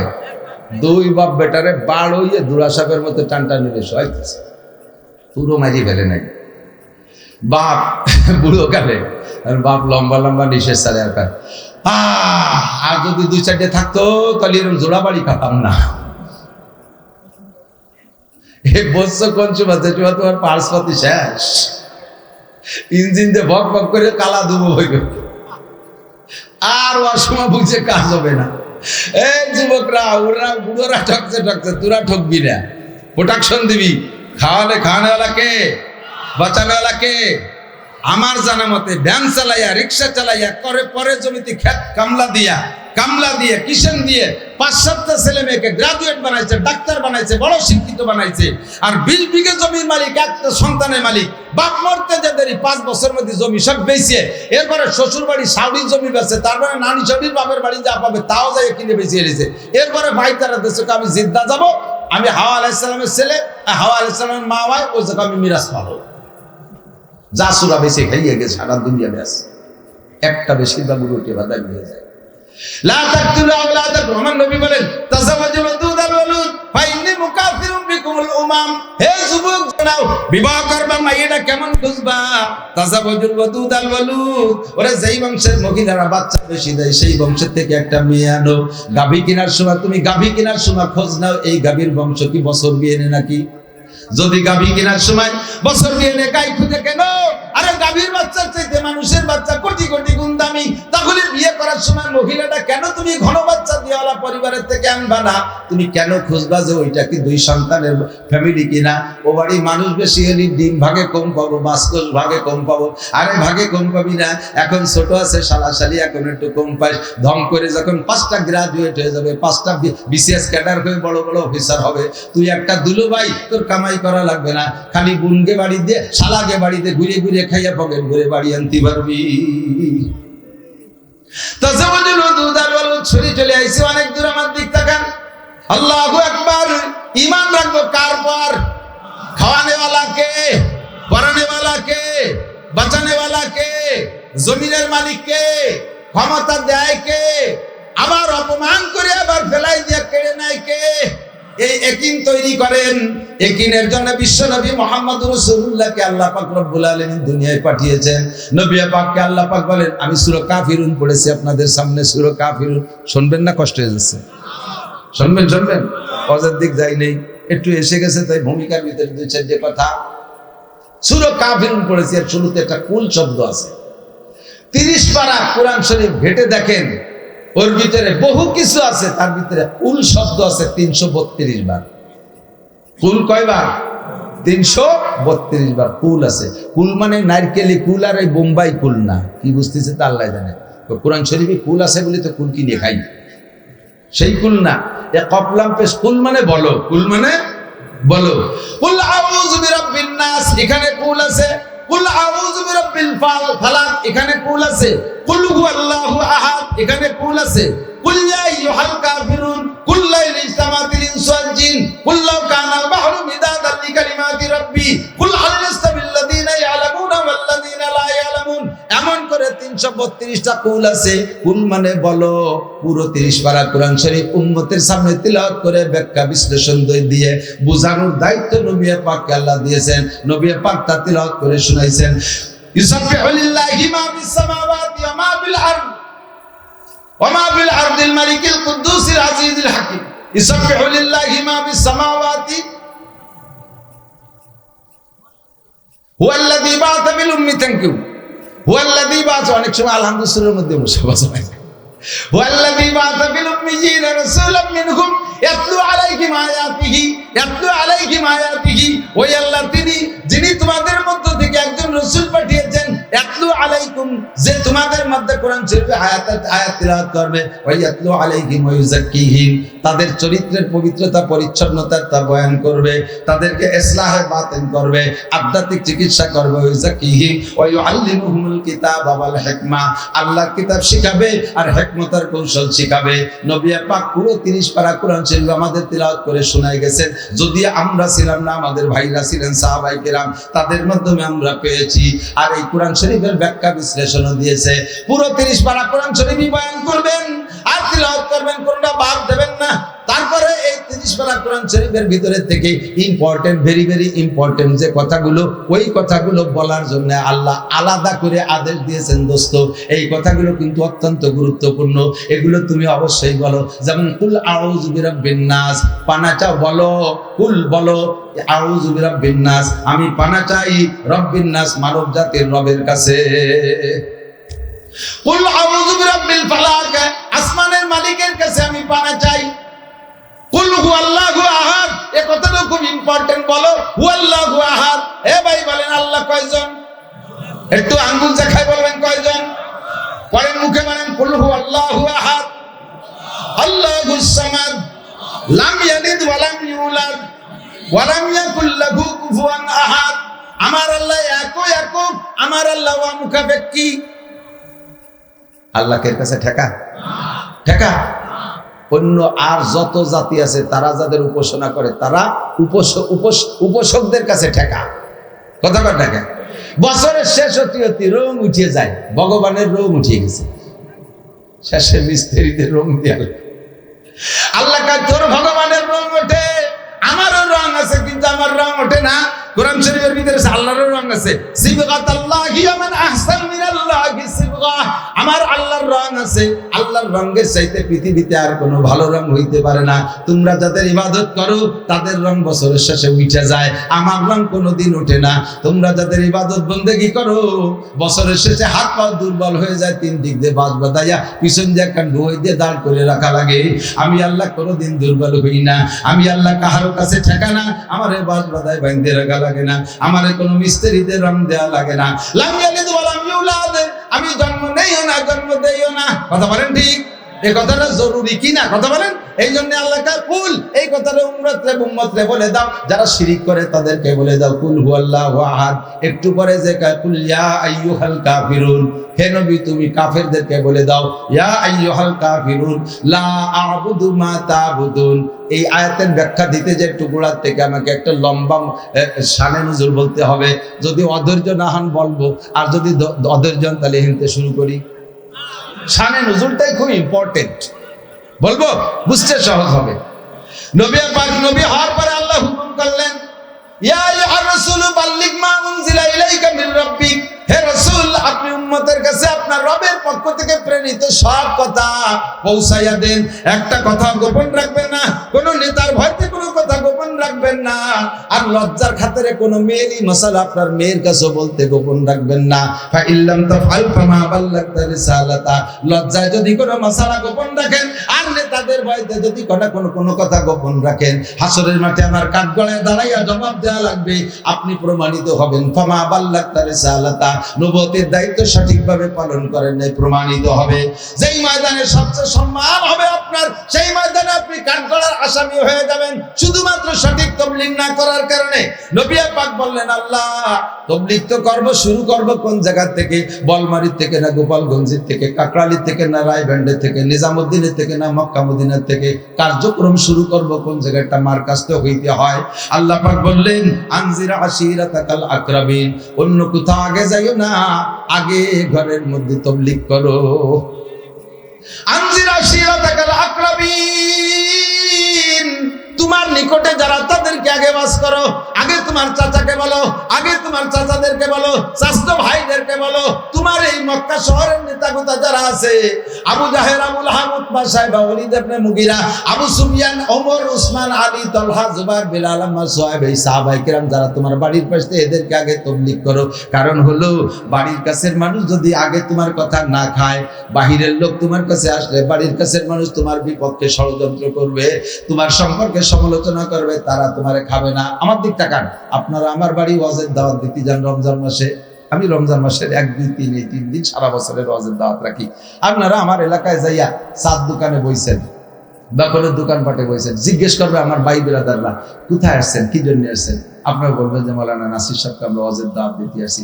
যদি আমার ভাই বিরাদাররা আপনাকে কয় ওরে বাবা এটা নুসরে দাওয়াত দিতে এসেছে, ভূমি দস্যু, এই যে আমাকে জায়গা জমি জবরদস্তি খেয়ে পা কথা কয়, আমলের খোঁজ নেই, বউ বাচ্চা পর্দা বসিয়ে দেন, তারে দিয়ে আপনারা কি ওয়াজ শুনবেন, মন খারাপ হবে না? কি কয় আমরা তো এত বড় দামা হানি বড় মনে হয়ে যাইছে হুজুরে দাওয়াত দিতে, সে হুজুর বলি এইটা আল্টুপাল তৈরি হবে না, ওই যায় দেখা তালিয়াত বাদ দে, চল রবের ডাঙ্গা যায়, চল ইসমাইল সাহেবের দাওয়াত দিয়ে যায়, বলবেন কি বলবেন? আর যদি আমার ভাই বেরাদারা বলে জাগা মতো আসছেন, আমাকে মৌলানারে আমরাই বাগে পাই না, কথা বলতে সময় পাইনি। আরে বাবা, সেদিনকে প্রধানমন্ত্রী ফোন দিয়েছে, এইভাবে যদি চাকরি চাটামেটো মারে তাহলে আপনার সাহস আরো বাড়ি যাবে না? তাহলে তেল এই হুজুরের নীতিই হবে, হেলিকপ্টারে নিলিয়ে নীতি হবে, তখন আমার গ্রহণযোগ্যতা বেড়ে যাবে। সেম কোয়ালিটি আল্লাহ পাক বলেন আগে বাড়ির মধ্যে দাওয়াত দিয়ে নিজের মানুষগুলোকে তৈরি করো। তো আল্লাহর এই হুকুমে হুজুর এই হুকুম পালন করার জন্য হুজুরের বংশের একেবারে সিনিয়র মাথায় মাথায় 25 জনকে দাওয়াত দিয়েছে। তার ভিতরে তৎকালীন আরবের গভর্নর মিস্টার আবু জাহেল, এই আবু জাহেলের সে জায়গায় আছে, আবু লাহাব আছে, উতবা আছে, সাইবা আছে, ওয়ালিদ ইবনে মুগিরা আছে, তার ভিতরে ওমর আছে, তারপরে আবু সুফিয়ান আছে, লিডারশিপ যত আছে 25 জনকে দাওয়াত দিয়ে নিয়ে হুজুরের চাচা আবু তালেবের বাড়ি এসে খাওয়াতি। হুজুর কইছে চাচা যান আমার 25 জন মেহমান আছে, দুপুরবেলা এক তো খাওয়াতে হবে। কয় ঠিক আছে খাওয়াবো। সেইভাবে রান্না করে ঘরের ভিতরে রুদ্ধদ্বারে এই 25 জন খাস মেহমানকে, সংসদ সদস্য এই কয়জনের ডাকে নিয়ে হুজুর নিজে হাতে খানা পরিবেশন করছেন। নবিয়ালা শিক্ষা পরিবেশন দেখে ওরা আশ্চর্য হয়ে গেছে, কি কোন স্কুল কলেজ ইউনিভার্সিটিতে পড়লো না, মসজিদ মাদ্রাসায় মক্তবে কোনোদিন গেল না, 2 লাইন ভর্তি, এর এত সুন্দর সিস্টেম কে শিখাইলো? আশ্চর্য হয়ে গেছে। খানা পরিবেশন শেষ, খানা দ্বারা খাওয়ানো শেষ, রুদ্ধদ্বারে হুজুর এবার মজলিসের মধ্যে বলতেছেন আন্তুম রুয়াসাই, আপনারা আমার নেতা, আপনার আন্তুম আউলিয়াই, আপনারা আমার গার্জিয়ান। আমার আব্বা নাই, আমার দাদা নাই, আমার মা নাই, মায়ের পেটের একটা ভাই নাই, মায়ের পেটের একটা বোন নাই, আপনারাই আমার সব। আপনাদের কাছ থেকে আমার একটা সার্টিফিকেট লাগবে, সার্টিফিকেটটা কি আপনারা দিবেন? বলো বাবা কি সার্টিফিকেট লাগবে? আমার একটা চারিত্রিক সার্টিফিকেট লাগবে, একটা চারিত্রিক সার্টিফিকেট লাগবে। কোন মর্মে লাগবে বলো? এবার হুজুর বললেন আনা কাইফা মিনকুম, একটা কথায় জবাব দেবেন, আমি আপনাদের কেমন সন্তান? আমি কি চোর? আমি কি ডাকাত? আমি কি লুচ্চা? আমি কি মাদারু? আমি কি মক্কর? আমি কি সিটার? আমি কি বাটপার? আমি কি মিথ্যাবাদী? আমি কি বেয়াদব? আমি কি অকথ্য ভাষা গালাগালি কাজাকাজি করি? আমি কি ভূমিদস্যু? আমি কি কোনো প্রকার অন্যায় করি? আমি আপনাদের কেমন সন্তান? একটু এই কথাটা বলবেন, আমার এই কথাটা খুব জরুরি, আপনাদের থেকে একটু জানতে চাই। মজলিসের ভিতরে সকলে বললেন, সবাই তো আলাদা আলাদা করে বলতে পারি, তবে আমাদের ভিতরে গভর্নর নেতা যেহেতু আছে মিস্টার আমর ইবনে হিশাম, অপর নাম হলো আবু জাহেল, ওর মূল নাম হলো আমর, বাপের নাম হিশাম, ওর কুনিয়াত উপাধি ছিল আবুল হেকাম, জ্ঞানীদের পিতা বিদ্যাসাগর, পরবর্তীতে রসুলের জবানে উপাধি পাইছে আবু জাহেল, মূর্খদের গডফাদার। এবার সবাই বলেন মিস্টার আমর ইবনে হিশাম, আপনি গভর্নর, আমাদের পক্ষ থেকে মুহাম্মদ আমাদের কলিজার টুকরা, তারে শান্ত করার মতো, কলিজা ঠান্ডা হয় এমন একটা জবাব আমাদের পক্ষ থেকে দিয়ে দেন। আবু জাহেল তখনও জানে না যে নবী হয়েছেন, আজকে কি বলবে মুহাম্মদ তা আবু জাহেল জানে না। আবু জাহেল পূর্বের অভিজ্ঞতার আলোকে বলতে, ভাতিজা তোমার প্রশংসা করার মতো ভাষা আমার জানা নাই। বলবেন না সুবহানাল্লাহ? মা আনতা মাদিহুহা ইয়ামান ইউসাব্বিহুহা বিশামসি ওয়াল বাদারে লা বালান্তা হাজিহা। তোমারে প্রশংসা করতে গিয়ে দুনিয়ার কেরনাকের সাথে আমি তুলনা করব। যদি তোমারে বলি তুমি সূর্যের মতো, তাও তোমারে খাটো করা হবে। যদি বলি পূর্ণিমার চাঁদের মতো, তাও তোমারে খাটো করা হবে। যদি বলি আসমানের মতো উদার, তাও তোমারে খাটো করা হবে। যদি বলি জমিনের মতো ধৈর্যশীল, তাও তোমারে খাটো করা হবে, তোমার প্রশংসা করার ভাষা আমার নাই। তবুও জানতে চেয়েছো, এক কথাই বলি, আদম সন্তানের মধ্যে আজও পর্যন্ত তোমার মতো পরিপূর্ণ সন্তান জন্ম নেয় নাই। আবু জাহেল সার্টিফিকেট করতেছে। ও ভাতিজা, আর একটু অ্যাডভান্স বলি, আমার জানা মতে, আমার শিক্ষা দীক্ষা যোগ্যতা বলে আমি বিশ্বকোষ পড়েছি জানি, আমার জানা মতে বুঝ মতে আমি ভবিষ্যৎবাণীও দিয়ে দিই, কিয়ামত পর্যন্ত তোমার মতো পূর্ণাঙ্গ সন্তান জন্ম নেবে না। তুমি জীবনে কোনোদিন মিথ্যা কথা বলো না, সিজারি বাটপাড়ি করো না। এখন আমরা দুপুরে খানা খেয়েছি, তুমি যদি বলো ভাতিজা যে তোমরা এখন রাত 12টায় খানা খেয়েছো, তাহলে তোমারটা সত্য। আমরা সারা দুনিয়ার সবাই বেলা দেখতেছি, সূর্য দেখতেছি, দিন দেখতেছি, আমাদের চোখের সমস্যা তাই আমরা দিন দেখতেছি। তুমি যদি বলো এখন রাত 12টা, তাই রাত 12টা। গভীর রাত্রে যদি বলো বেলা 12টা, তাহলে বেলা 12টা। আমরা বেলা দেখি না, অন্ধকার দেখি না, আমাদের চোখের সমস্যা। তুমি যদি বলো এই পাহাড়ের ওই ধারে জান্নাত আছে, এই পাহাড়ের আড়ালে জাহান্নাম আছে, তাহলে তোমারটা সত্য, আমরা দেখি না, আমাদের চোখের সমস্যা। ভাতিজা, তোমার আর কি লাগবে বলো? হুজুর যা চাইছে আবু জাহেল সব বস্তা বলে ঢেলে দিছে। এবার সুযোগ পাইয়া, এখনই তো সুযোগ, যেহেতু সবাই আমার প্রশংসা করতেছে, তাহলে আমি কি যা বলবো আপনাদের বিশ্বাস হয়? বলে 100-এ 100। তাহলে চাচা যান, একটা কথা শুন, আরে খেয়াল করেন, ধান লাগাইতে গেলে আগে চাষ দেওয়া লাগে, পরে পানি দেওয়া লাগে, নরম করা লাগে, তারপরে আগাছা সাফ করা লাগে, লাগে না? হুজুর হুবহু পদ্ধতি অবলম্বন করে আগে চাষ দিছে, সুন্দর করে খাওয়াইছে, তারপরে পানি খাওয়াইছে, ভিজে টিজে নরম করছে, এরপরে এই প্রস্তাব দেওয়ার আগে সুন্দর করে একেবারে মানে এই প্রস্তাবটা দিয়ে আপনি মই দিয়ে সমান হচ্ছে, সমান করে। এরপরে কিছু আগাছা বাঁচিয়ে বেঁচে রয়েছে, এই আগাছা সাফ করার জন্যই হুজুর এবার বলেন, চাচা যান মুরব্বীরা, ইন্নাল্লাযীনা তাদউনা মিন দুনিল্লাহি লা ইয়াখলুকু যুবাবান ওয়া লা ইজতামাউ লাহু ওয়া ইন ইয়াসলুবহুমুয যুবাবু শাইআন লা ইয়াস্তানকিযুহু মিনহু দু'ফাত তালিব ওয়াল মাতলুব।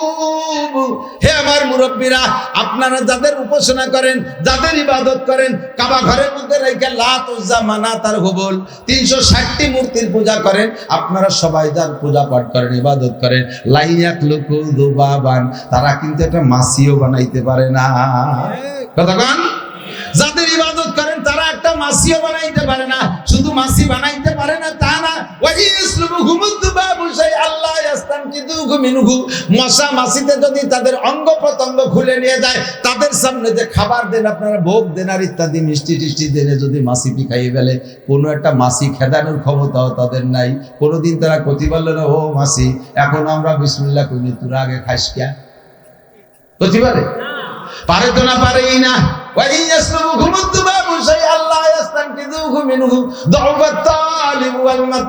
গাছতলা বাসতলা অনেক জায়গা আপনাদের এগুলোকে খাড়া করে রাখেন, কুত্তই যায় নাক মুখ ভরে স্প্রে করে দেয়, কোনোদিন একটা কুত্তো তাড়াতে পারে না। পারে পারে পারে কুত্তরে প্রতিবার না, কুত্ত সবাই আমারে কত খাবার দেয়, তোরা কুত্তরাই খালি দিসনে দিসনে দিসনে, তোদের কাছে আমি চাই না।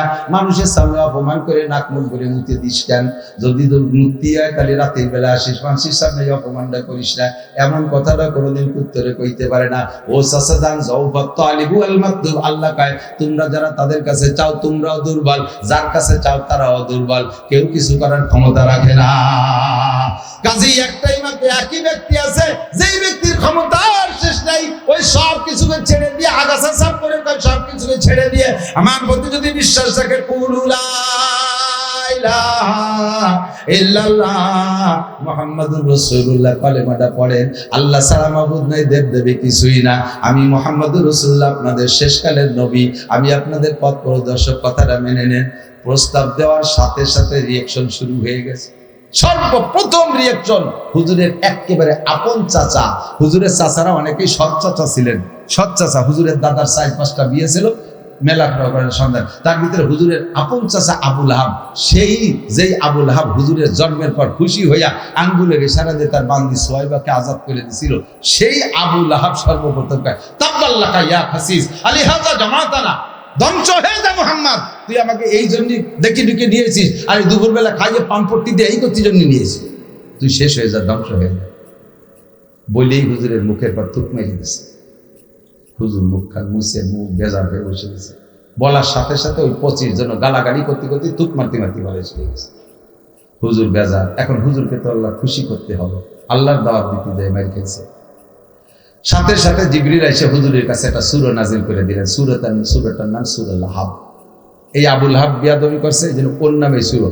তাব্বাত ইয়াদা আবি লাহাবিন ওয়া তাব। দোস্ত, ও আপনারে একবার বদদুয়া দিছে না, ওর দুটি হাত ধ্বংস হয়ে যাবে। মা আগনা আনহু মালুহু ওয়া মা কাসাব। ওর সন্তান মাল যত ধন সম্পদের মালিক হোক, ওরা কেউ বাঁচাতে পারবে না। ওরে আমি দুনিয়া থেকে পচাইয়া অপমানজনক মৃত্যু দেব। ওরা কেউ ওর আপনজনদের কাছে থাকবে না, ওরা দাফনও করবে না। ওরে ডোম দিয়ে ঠ্যাঙে দড়ি বাঁধতে চালিয়ে গর্তের মধ্যে পুঁতা হবে, আপনি সচক্ষে দেখে যাবেন। অমরাতুহু, আর খালি ওডেরে না, ওর বউও বিয়াদব কম না। আপনার যাতায়াতের পথে কাটা দেয়, উম্মে জানেন ওর ওইভাবে শেষ করা হবে। আল্লাহ হুজুরকে আল্লাহ বললেন, ও একবার বদদুয়া আছে, ওর নামে বদদুয়া চলবে কোটি কোটি বার। বর্তমানে পৃথিবীতে 200 কোটি মুসলমান না, 200 কোটি মুসলমান, সব বাদ দিলাম, 50 কোটি না তারও কম দিলাম, 10 কোটি মুসলমান কি নামাজ পড়ে না? পড়ে না? তো 10 কোটি মুসলমান জাপান থেকে আমেরিকা পর্যন্ত ছড়াই ছিটে নামাজ পড়ে। ডেলিকে লাখখানিক বার সবাই মিলে তাব্বাতিয়াদা শুরু করে না? আল্লাহ কয় ওই একবার তাব্বাতিয়াদা কইছে, তাব্বাল্লাকা কইছে, আর ওর নামে ডেলি 1 লক্ষ বার তাব্বাতিয়াদা জারি হয়ে যাবে। ওর নামে অবিরাম পড়তেই থাকবে আসমান থেকে। ধ্বংস বেরোয় চলে গেছে, যাই আবু জাহেল বসে নাই। আবু জাহেল চিন্তা করছে, এই মুহাম্মদ, তার সবাই চেনে আলামিন, তার ভাষার যে কি বলে মার্জিত ভাষা, সে যে সাহিত্যিক, এ যে জায়গা যাবে আমরা তারে না খাইলেও ও বিশ্বের যে জায়গা যাবে সেই জায়গার মানুষরা ওরে খাবে। কাজেই ওরে ঠেকাতেই হবে। এই ঠেকানোর জন্যই ঘরে যাইয়া, শিক্ষিত মানুষ তো, একখান চিঠি লেখছে। একখান চিঠি লিখে মোহরিরে দেশে কপি করে দেশে দেশে ছেড়ে দাও। বিভিন্ন দেশে, ওই রুমে দাও, ইরানে দাও, ইরাকে দাও, বিভিন্ন দেশে ছেড়ে দাও। ওই দেশের রাজাতে মুহাম্মদ গেলে তারে পাত্তা না দেয়। চিঠি একখান লেখছে, আরবিতে লিখবে। শুরুতে একজন মানুষের নামে যদি বদনাম লিখতে হয়, ধরেই যদি শুরুতে বদনাম লেখা শুরু করে, তাহলে শিক্ষিত মানুষ, জ্ঞানীর ওই চিঠি পড়ে না। শেষ পর্যন্ত এই তো শত্রুতাই করে লেখছে, ওর কি বলবো। তো কাজেই চিঠি যদি তারে দিয়ে ভরাতে হয়, তার শুরু দিয়ে ওই লোকটার নামে 2-4 লাইন প্রশংসা লিখতে হয়, তারপরে শেষে যাই ফাইনাল খেলা দিতে হয়। হ্যাঁ, এরকম শেখ হাসিনা ভালো ছিল, অমায়িক ছিল, রাস্তাঘাট কম করে নাই, কারণ তারপরে কালনা ব্রিজ করছে, পদ্মা সেতু করছে, 4 লেন করছে, 6 লেন করছে, তারপরে এই কি মেট্রো রেল করছে, কর্ণফুলী টানেল করছে, সিরাজগঞ্জ থেকে রংপুর পর্যন্ত 6 লেন করছে। সে সেখানে হুজুরদের সাথে এই করছে। এইভাবে করলি সিস্টেম চালিয়ে আগে প্রশংসা শুনলি আমলি গালারাও পড়বে, আর ধরিয়ে যদি শৈলে স্যারকে গালি দেয়, তাহলে নিচে ভালো তালিক নিয়ে পড়বে না। ও শয়তানে জানে। এই জন্য হুজুরের প্রশংসা আগে শুরু করছে, যে লাইন 2 প্রশংসা লিখে এরপরে ঝাড়বো। কিন্তু প্রশংসা লিখতে কাগজের পৃষ্ঠা শেষ পর্যন্ত শেষে 10 লাইন লিখে বেড়াইছে। এখনো রিভাইজ দিতে যে নিচে জায়গা নাই। যা লেখো তা লেখো কোন জায়গা, যা লেখার জন্য চিঠি লিখছি তা লেখো কোন জায়গা, দম করে কাটিয়ে হচ্ছে 10 লাইন। আমি তাহলে এখান থেকে কিছু কাটি দিয়ে মুছে আবার লেখো। কিন্তু যে শব্দটাই পড়ে ও যে আমি লিখছি, কিন্তু এটা কাটার মতো শব্দ না, কাটার মতো শব্দ না, তার কাটবো কি? 10 লাইন প্রশংসা লেখছে, লাস্টের লাইনে লেখছে ছেলেটা কিছুদিন হলো পাগল হয়ে গেছে, বাপদাদা ধর্ম বাদ দিয়ে নতুন ধর্ম আবিষ্কার করছে, তোমরা খাবা না। এই কথা কইয়ে ইতি মিস্টার আবু জাহেল বিভিন্ন দেশে ছাড়ছে। সর্বপ্রথম চিঠি চলে গেছে রোম। ইটালির প্রেসিডেন্টের কাছে গেলে হেরাক্লিয়াস এই চিঠি পড়া দ্বিধাদ্বন্দ্বের মধ্যে পড়ে গেছে। যেই লোকটা লেখে, আবু জাহেলটা তো সবাই চেনে, তারই গোষ্ঠীর ছেলে, আবার তার সাথে শত্রুতায় নিচের 2 লাইনই বোঝা যায়, আবার 10 লাইন যার সাথে শত্রুতাই করবো তার নামে এত পৃষ্ঠা বলিয়া প্রশংসা লেখবো কেন? এখন এই লাইনের বিবেচনা করে যদি সংখ্যাগরিষ্ঠতার পর ফতোয়া দিতে হয়, তাহলে তো 10 লাইন প্রশংসা করছে ছেলেটা, তাহলে ভালো। আর 2 লাইন মন্দ কইছে, ও সবাই কইয়ে থাকে। আবার মন্দ যেহেতু কইছে, তাও তারই গোষ্ঠীর লোক, কাজে এটা ফেলাই নিয়ে কথা না। এই জন্য আবু হেরাক্লিয়াস দ্বিধাদ্বন্দ্বের মধ্যে পড়িয়া 10 জনের একটা টিম পাঠাইছে, তোমরা যাও। 40 জনের একটা টিম পাঠাইছে, তোমরা যাও, যাইয়ে মুহাম্মদ রে যাবা 1 মাস, আসবা 1 মাস, থাকবা 1 মাস, 3 মাস পরে আইসা রিপোর্ট দেবা, ভালো করে তদন্ত করবা। একেবারে সরকারি উপরস্থ জ্ঞানীগুণী বুদ্ধিজীবী একটা টিম পাঠাইছে, তোমরা এসে যেভাবে রিপোর্ট দিবা আমি সেইভাবে চিঠির সিদ্ধান্ত নেব। এই 40 জন হুজুরের কাছে আইসা সব দেখে আর তারা যায়নি। 3 মাস যায়, 4 মাস যায়, 5 মাস চলে গেছে, তারা ফিরেই যায় না। এখন ইটালিতে লেগে গেছে আন্দোলন এই হেরাক্লিয়াসের বিপক্ষে।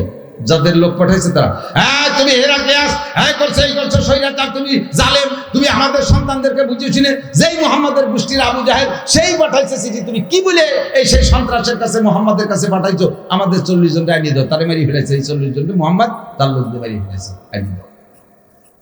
উত্তাল হেরাক্লিয়াসের মসনদ থাকে না, হেরাক্লিয়াস বাঁচার জন্য 10 জনের একটা টিম পাঠিয়েছে, তোরা যাইয়ে দেখবি, আগে দেখবি, তোকে টাইম কম, তোরা থাকবি 10 দিন, যাবি 1 মাস, আসবি 1 মাস, 2 মাস, 10 দিনের মধ্যে চলে আসবি, যাইয়ে আগে মোহাম্মদের কাছে যাবি না, আশেপাশে কবরস্থান খুঁজবি যে নতুন কবর আছে নাকি, যদি নতুন কবর গুনিয়ে গোড়া 40 পাইস তাহলে দেখা হইস, তোকে পেট বাঁচাই চলে আসে, যা গেছে আলাই বেলায় 40 জনের বাড়িতে যাক।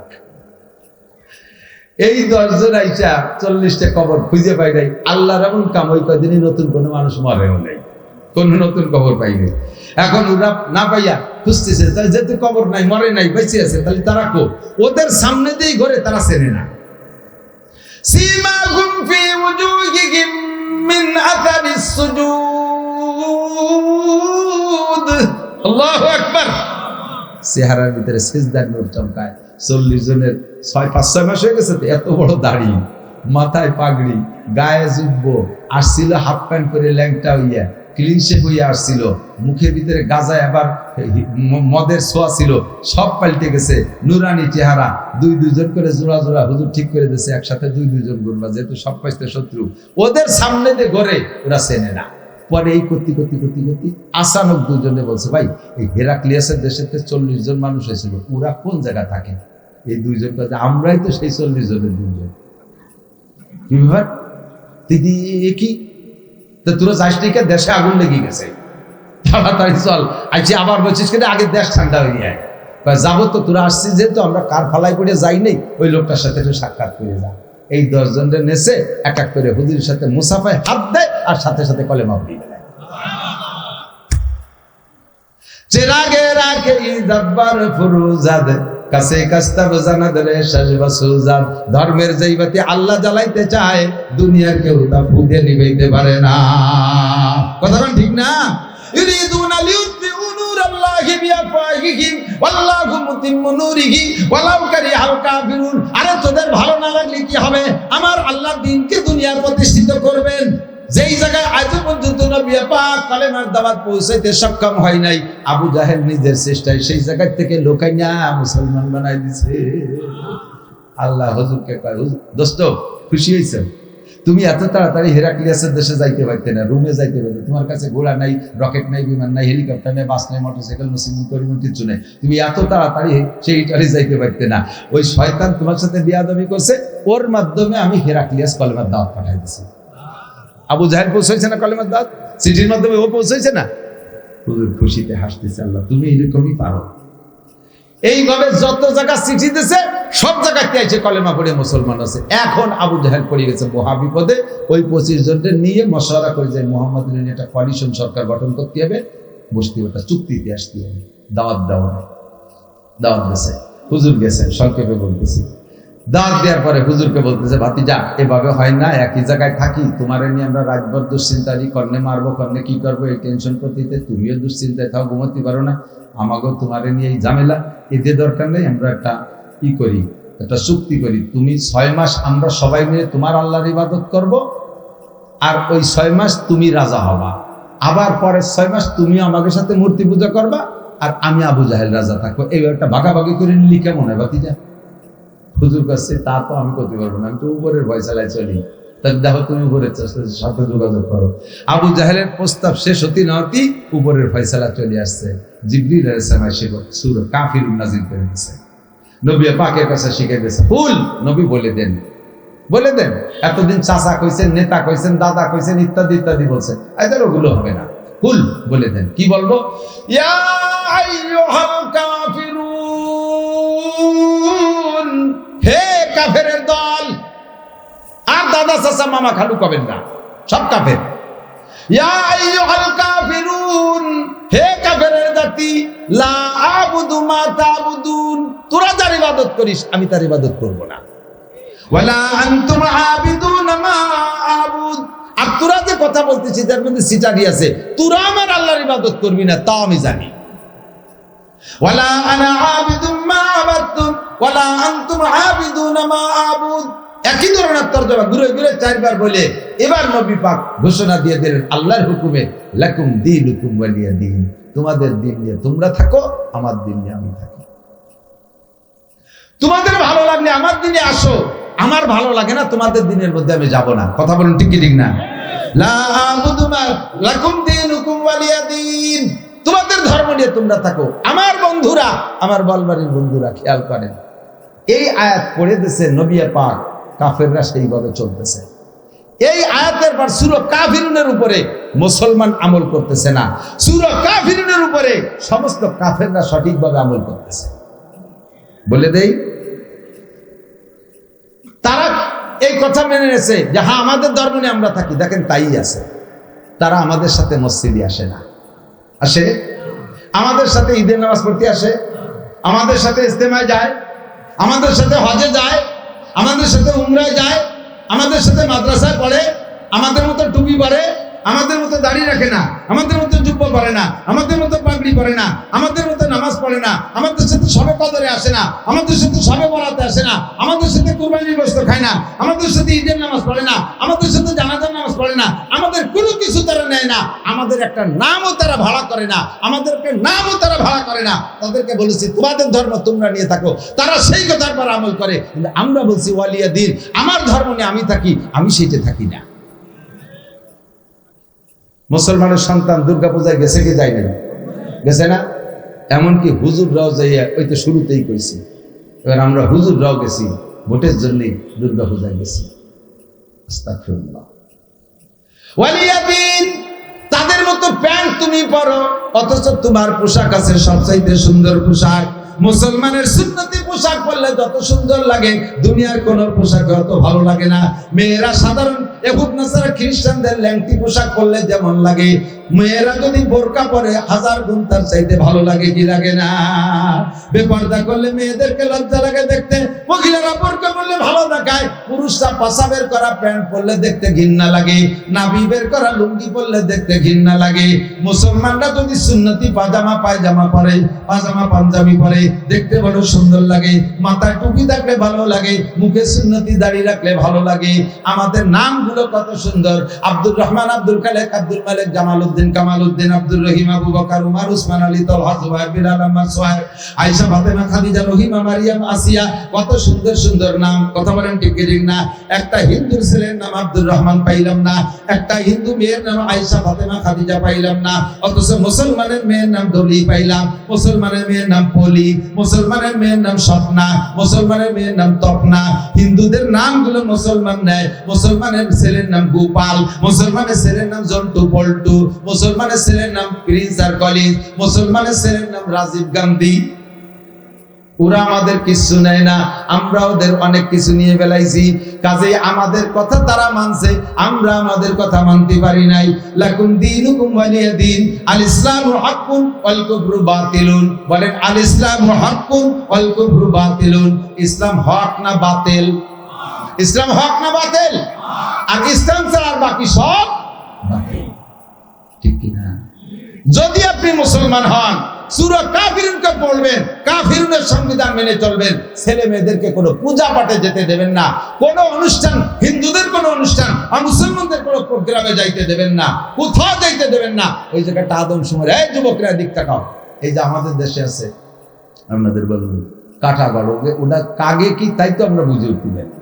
আমি যতবার ওই জায়গাতে যাই দেখি যে হিন্দু কি গাদি, হিন্দুর গাদি হয়ে যায়, বইছে বইছে হিন্দু মহিলারা হিন্দু মুসলমান বাগাবাগি নেই, মুসলমানরা আবার এদের লেডারি করে, ওর মধ্যে কি আছে তাই তো বুঝি না, কি আছে? মুসলমান তোমার এই সমস্ত জায়গায় শয়তানে এই সমস্ত জায়গা নিয়ে তোমারে জান্নাতের প্রলোভন দিচ্ছে, আখিরাতের প্রলোভন দিচ্ছে, অথচ এগুলো সম্পূর্ণ শয়তান আর জাহান্নামের আখড়া। কথা বলেন ঠিক কি ঠিক না? আমরা এগুলো পরিহার করে চলবো পারবো না? এই ইমানকে ফ্রেশ করার জন্য, ইমানকে সহি শুদ্ধ করার জন্য আমরা যে বয়সে চলে আসছি, এই বয়সে ধরে নেন মাদ্রাসায় ভর্তি হওয়ার বয়স নেই, এখন আর পড়তে পারবো না, কিন্তু দিন শিখতে হবে, সূরা কাফিরুনের তরজমা শিখতে হবে, ইসলাম শিখে ইমানকে সহি করতে হবে, এটা দরকার আছে না নাই? এর জন্য একটা সহজ পদ্ধতি, একটা সহজ পথ আল্লাহ তাআলা শেষকালে আমাদের জন্য আবিষ্কার করে দিয়েছেন, সেটা হলো দাওয়াত ও তাবলীগের কাজ। এর ভিতরে সব দলের মানুষ যেতে পারবেন।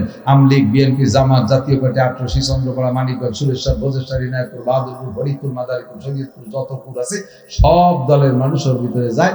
সবাই ওর ভিতরে সুন্দর করে শিখায়, কলেমা সুন্দর করে শিখায়। এই যে ব্যাসপুর কিছুদিন আগে, মানে কয়েক বছর আগে, নড়ালির থেকে, উপরে নড়ালির থেকে একটা জামাত আছে, তবলিগ জামাত। ব্যাসপুর এখানে নড়াইল আছেন একটা গ্রাম, ওই নড়াইল আমি মাহফিলে গেছি, ওটা মসজিদের মাহফিল।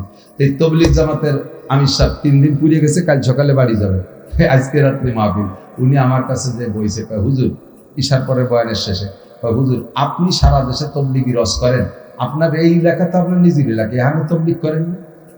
বলে হ্যাঁ, ওয়াজ তো সব জায়গায় করি। কয় হুজুর এমন এক বেকায়দা মসজিদে আইছি, 5 বুড়োরে আজ কয়েকদিন পর্যন্ত 3 দিন পর্যন্ত কলেমা পড়াচ্ছি, এখনো সে কলেমা পড়তে শেখায় না, অথচ নামাজ পড়তেছে, কপালে দাগ হয়ে গেছে। কলেমা যে ভর্তি না পারে, তার নামাজ কি পড়ে সে? নামাজের আর কি পড়ে সে? তা কলেমা ভর্তি পারে না মানে কি কয়? কি কয়? কয় কি, আমি কই লা ইলাহা ইল্লাল্লাহ মুহাম্মাদুর রাসূলুল্লাহ, ও বুড়োরা কয় লা ইলাহা মুহাম্মাদুর রাসূলুল্লাহ, সে ইল্লাল্লাহ কয় নি। এই 3 দিন মস্ত করানোর পর আজকে রাত্রে ইন্টারভিউ নিছি, আইজে তাই ঠ্যাং এখন কবরে চলে গেছে, চাকা একটা পাংচার হয়ে গেছে, যে সময় কবরে যে কোনো সময় ডাকা এসে করতে পারে, আইজে কলেমাটা শুদ্ধ করে পড়া শেখে না। যখন রাগ করে উঠছি, সে বুড়ো আমারে তার সাথে জোরে ধমক দিয়েছে, মিয়া রাগ করো কেন, সব জায়গার কলেমা কি একরকম নাকি? মানে তোমাকে নড়াইলে কলেমা ইল্লাল্লাহ আছে, আমাকে এইবার আসতে ইল্লাল্লাহ নাই, তাই নাকি? শুদ্ধ করে কলেমা জানেন না, নামাজের মাসলা জানেন না, এরকম মানুষ আছে না নাই? কাজেই আমরা দিন শিখার জন্য দাওয়াত ও তাবলীগে একটু সময় দেই। আপনার রাজনীতি দল যেটা ভালো লাগে সেইটা করেন, আপনার পীর মুরিদি যেটা ভালো লাগে সেটা করেন। দুবরার পিসবের কাছে বায়াত আছেন, থাকেন, আমার কোনো দুঃখ নেই। আটরশি চন্দ্রপাড়ার কাছে মুরিদ আছেন, থাকেন, সেটা আপনার ব্যাপার। তবে আপনাকে মুসলমান হইয়া, মোমেন হইয়া, শুদ্ধ নামাজ নিয়ে আখিরাতে যেতে হবে, ফ্রেশ একটা ঈমান নিয়ে যেতে হবে, শিরিক মুক্ত একটা ঈমান নিয়ে যেতে হবে আখিরাতে। কথা বলুন ঠিক কিনা? এই সঠিক ঈমানের প্রশিক্ষণ আর কেউ দেয় না। দাওয়াত ও তাবলীগের ভিতরে যথেষ্ট আছে। হক্কানি পীর মাশায়েখ মুফতি আব্দুল গফফার সাহেব হুজুরের কাছে যেতে পারেন, মাসিক ইজতেমায় হুজুরের ওখানে যাবেন মজলিসে, ইনশাআল্লাহ ঈমান সহিহ হয়ে যাবে, ইনশাআল্লাহ ঈমান সহিহ হয়ে যাবে। হক চরমনের পীর সাহেব হুজুরের কাছে বায়াত হতে পারেন। পীর যদি ভালো লাগে, দাওয়াত ও তাবলীগের ভিতরে সময় লাগাবেন, আর আপনাদের মাদ্রাসার পাশে থাকবেন। রাজি আছেন তো ইনশাআল্লাহ? মাদ্রাসার বিপক্ষে কারো একটা হাত দেখাবেন, মহব্বতের সাথে। বিপক্ষে কেউ নাই। যারা এখন আটা দেবে তারা বিপক্ষে দেবে নেবে। এই যে এখন যে বিপক্ষে চলে যাচ্ছে, সাথে সাথে বসা সারা এমন গুলি দমচা লাগা লাগে যায়, কোনো এম করা লাগে না। আল্লাহ বিপক্ষে যে সে চলে যাবে, আর পক্ষে যারা তারা থাকবে। আমি দোয়া করি আল্লাহ যেন আমাদেরকে এই যে সূরা কাফিরুন শুনলাম, এই কাফিরুন নাজিল হয়েছে মক্কায়, এই মক্কাটা যেন আল্লাহ দেখার তৌফিক দেয়। বলেন আমিন। রাজি আছেন তো ইনশাআল্লাহ?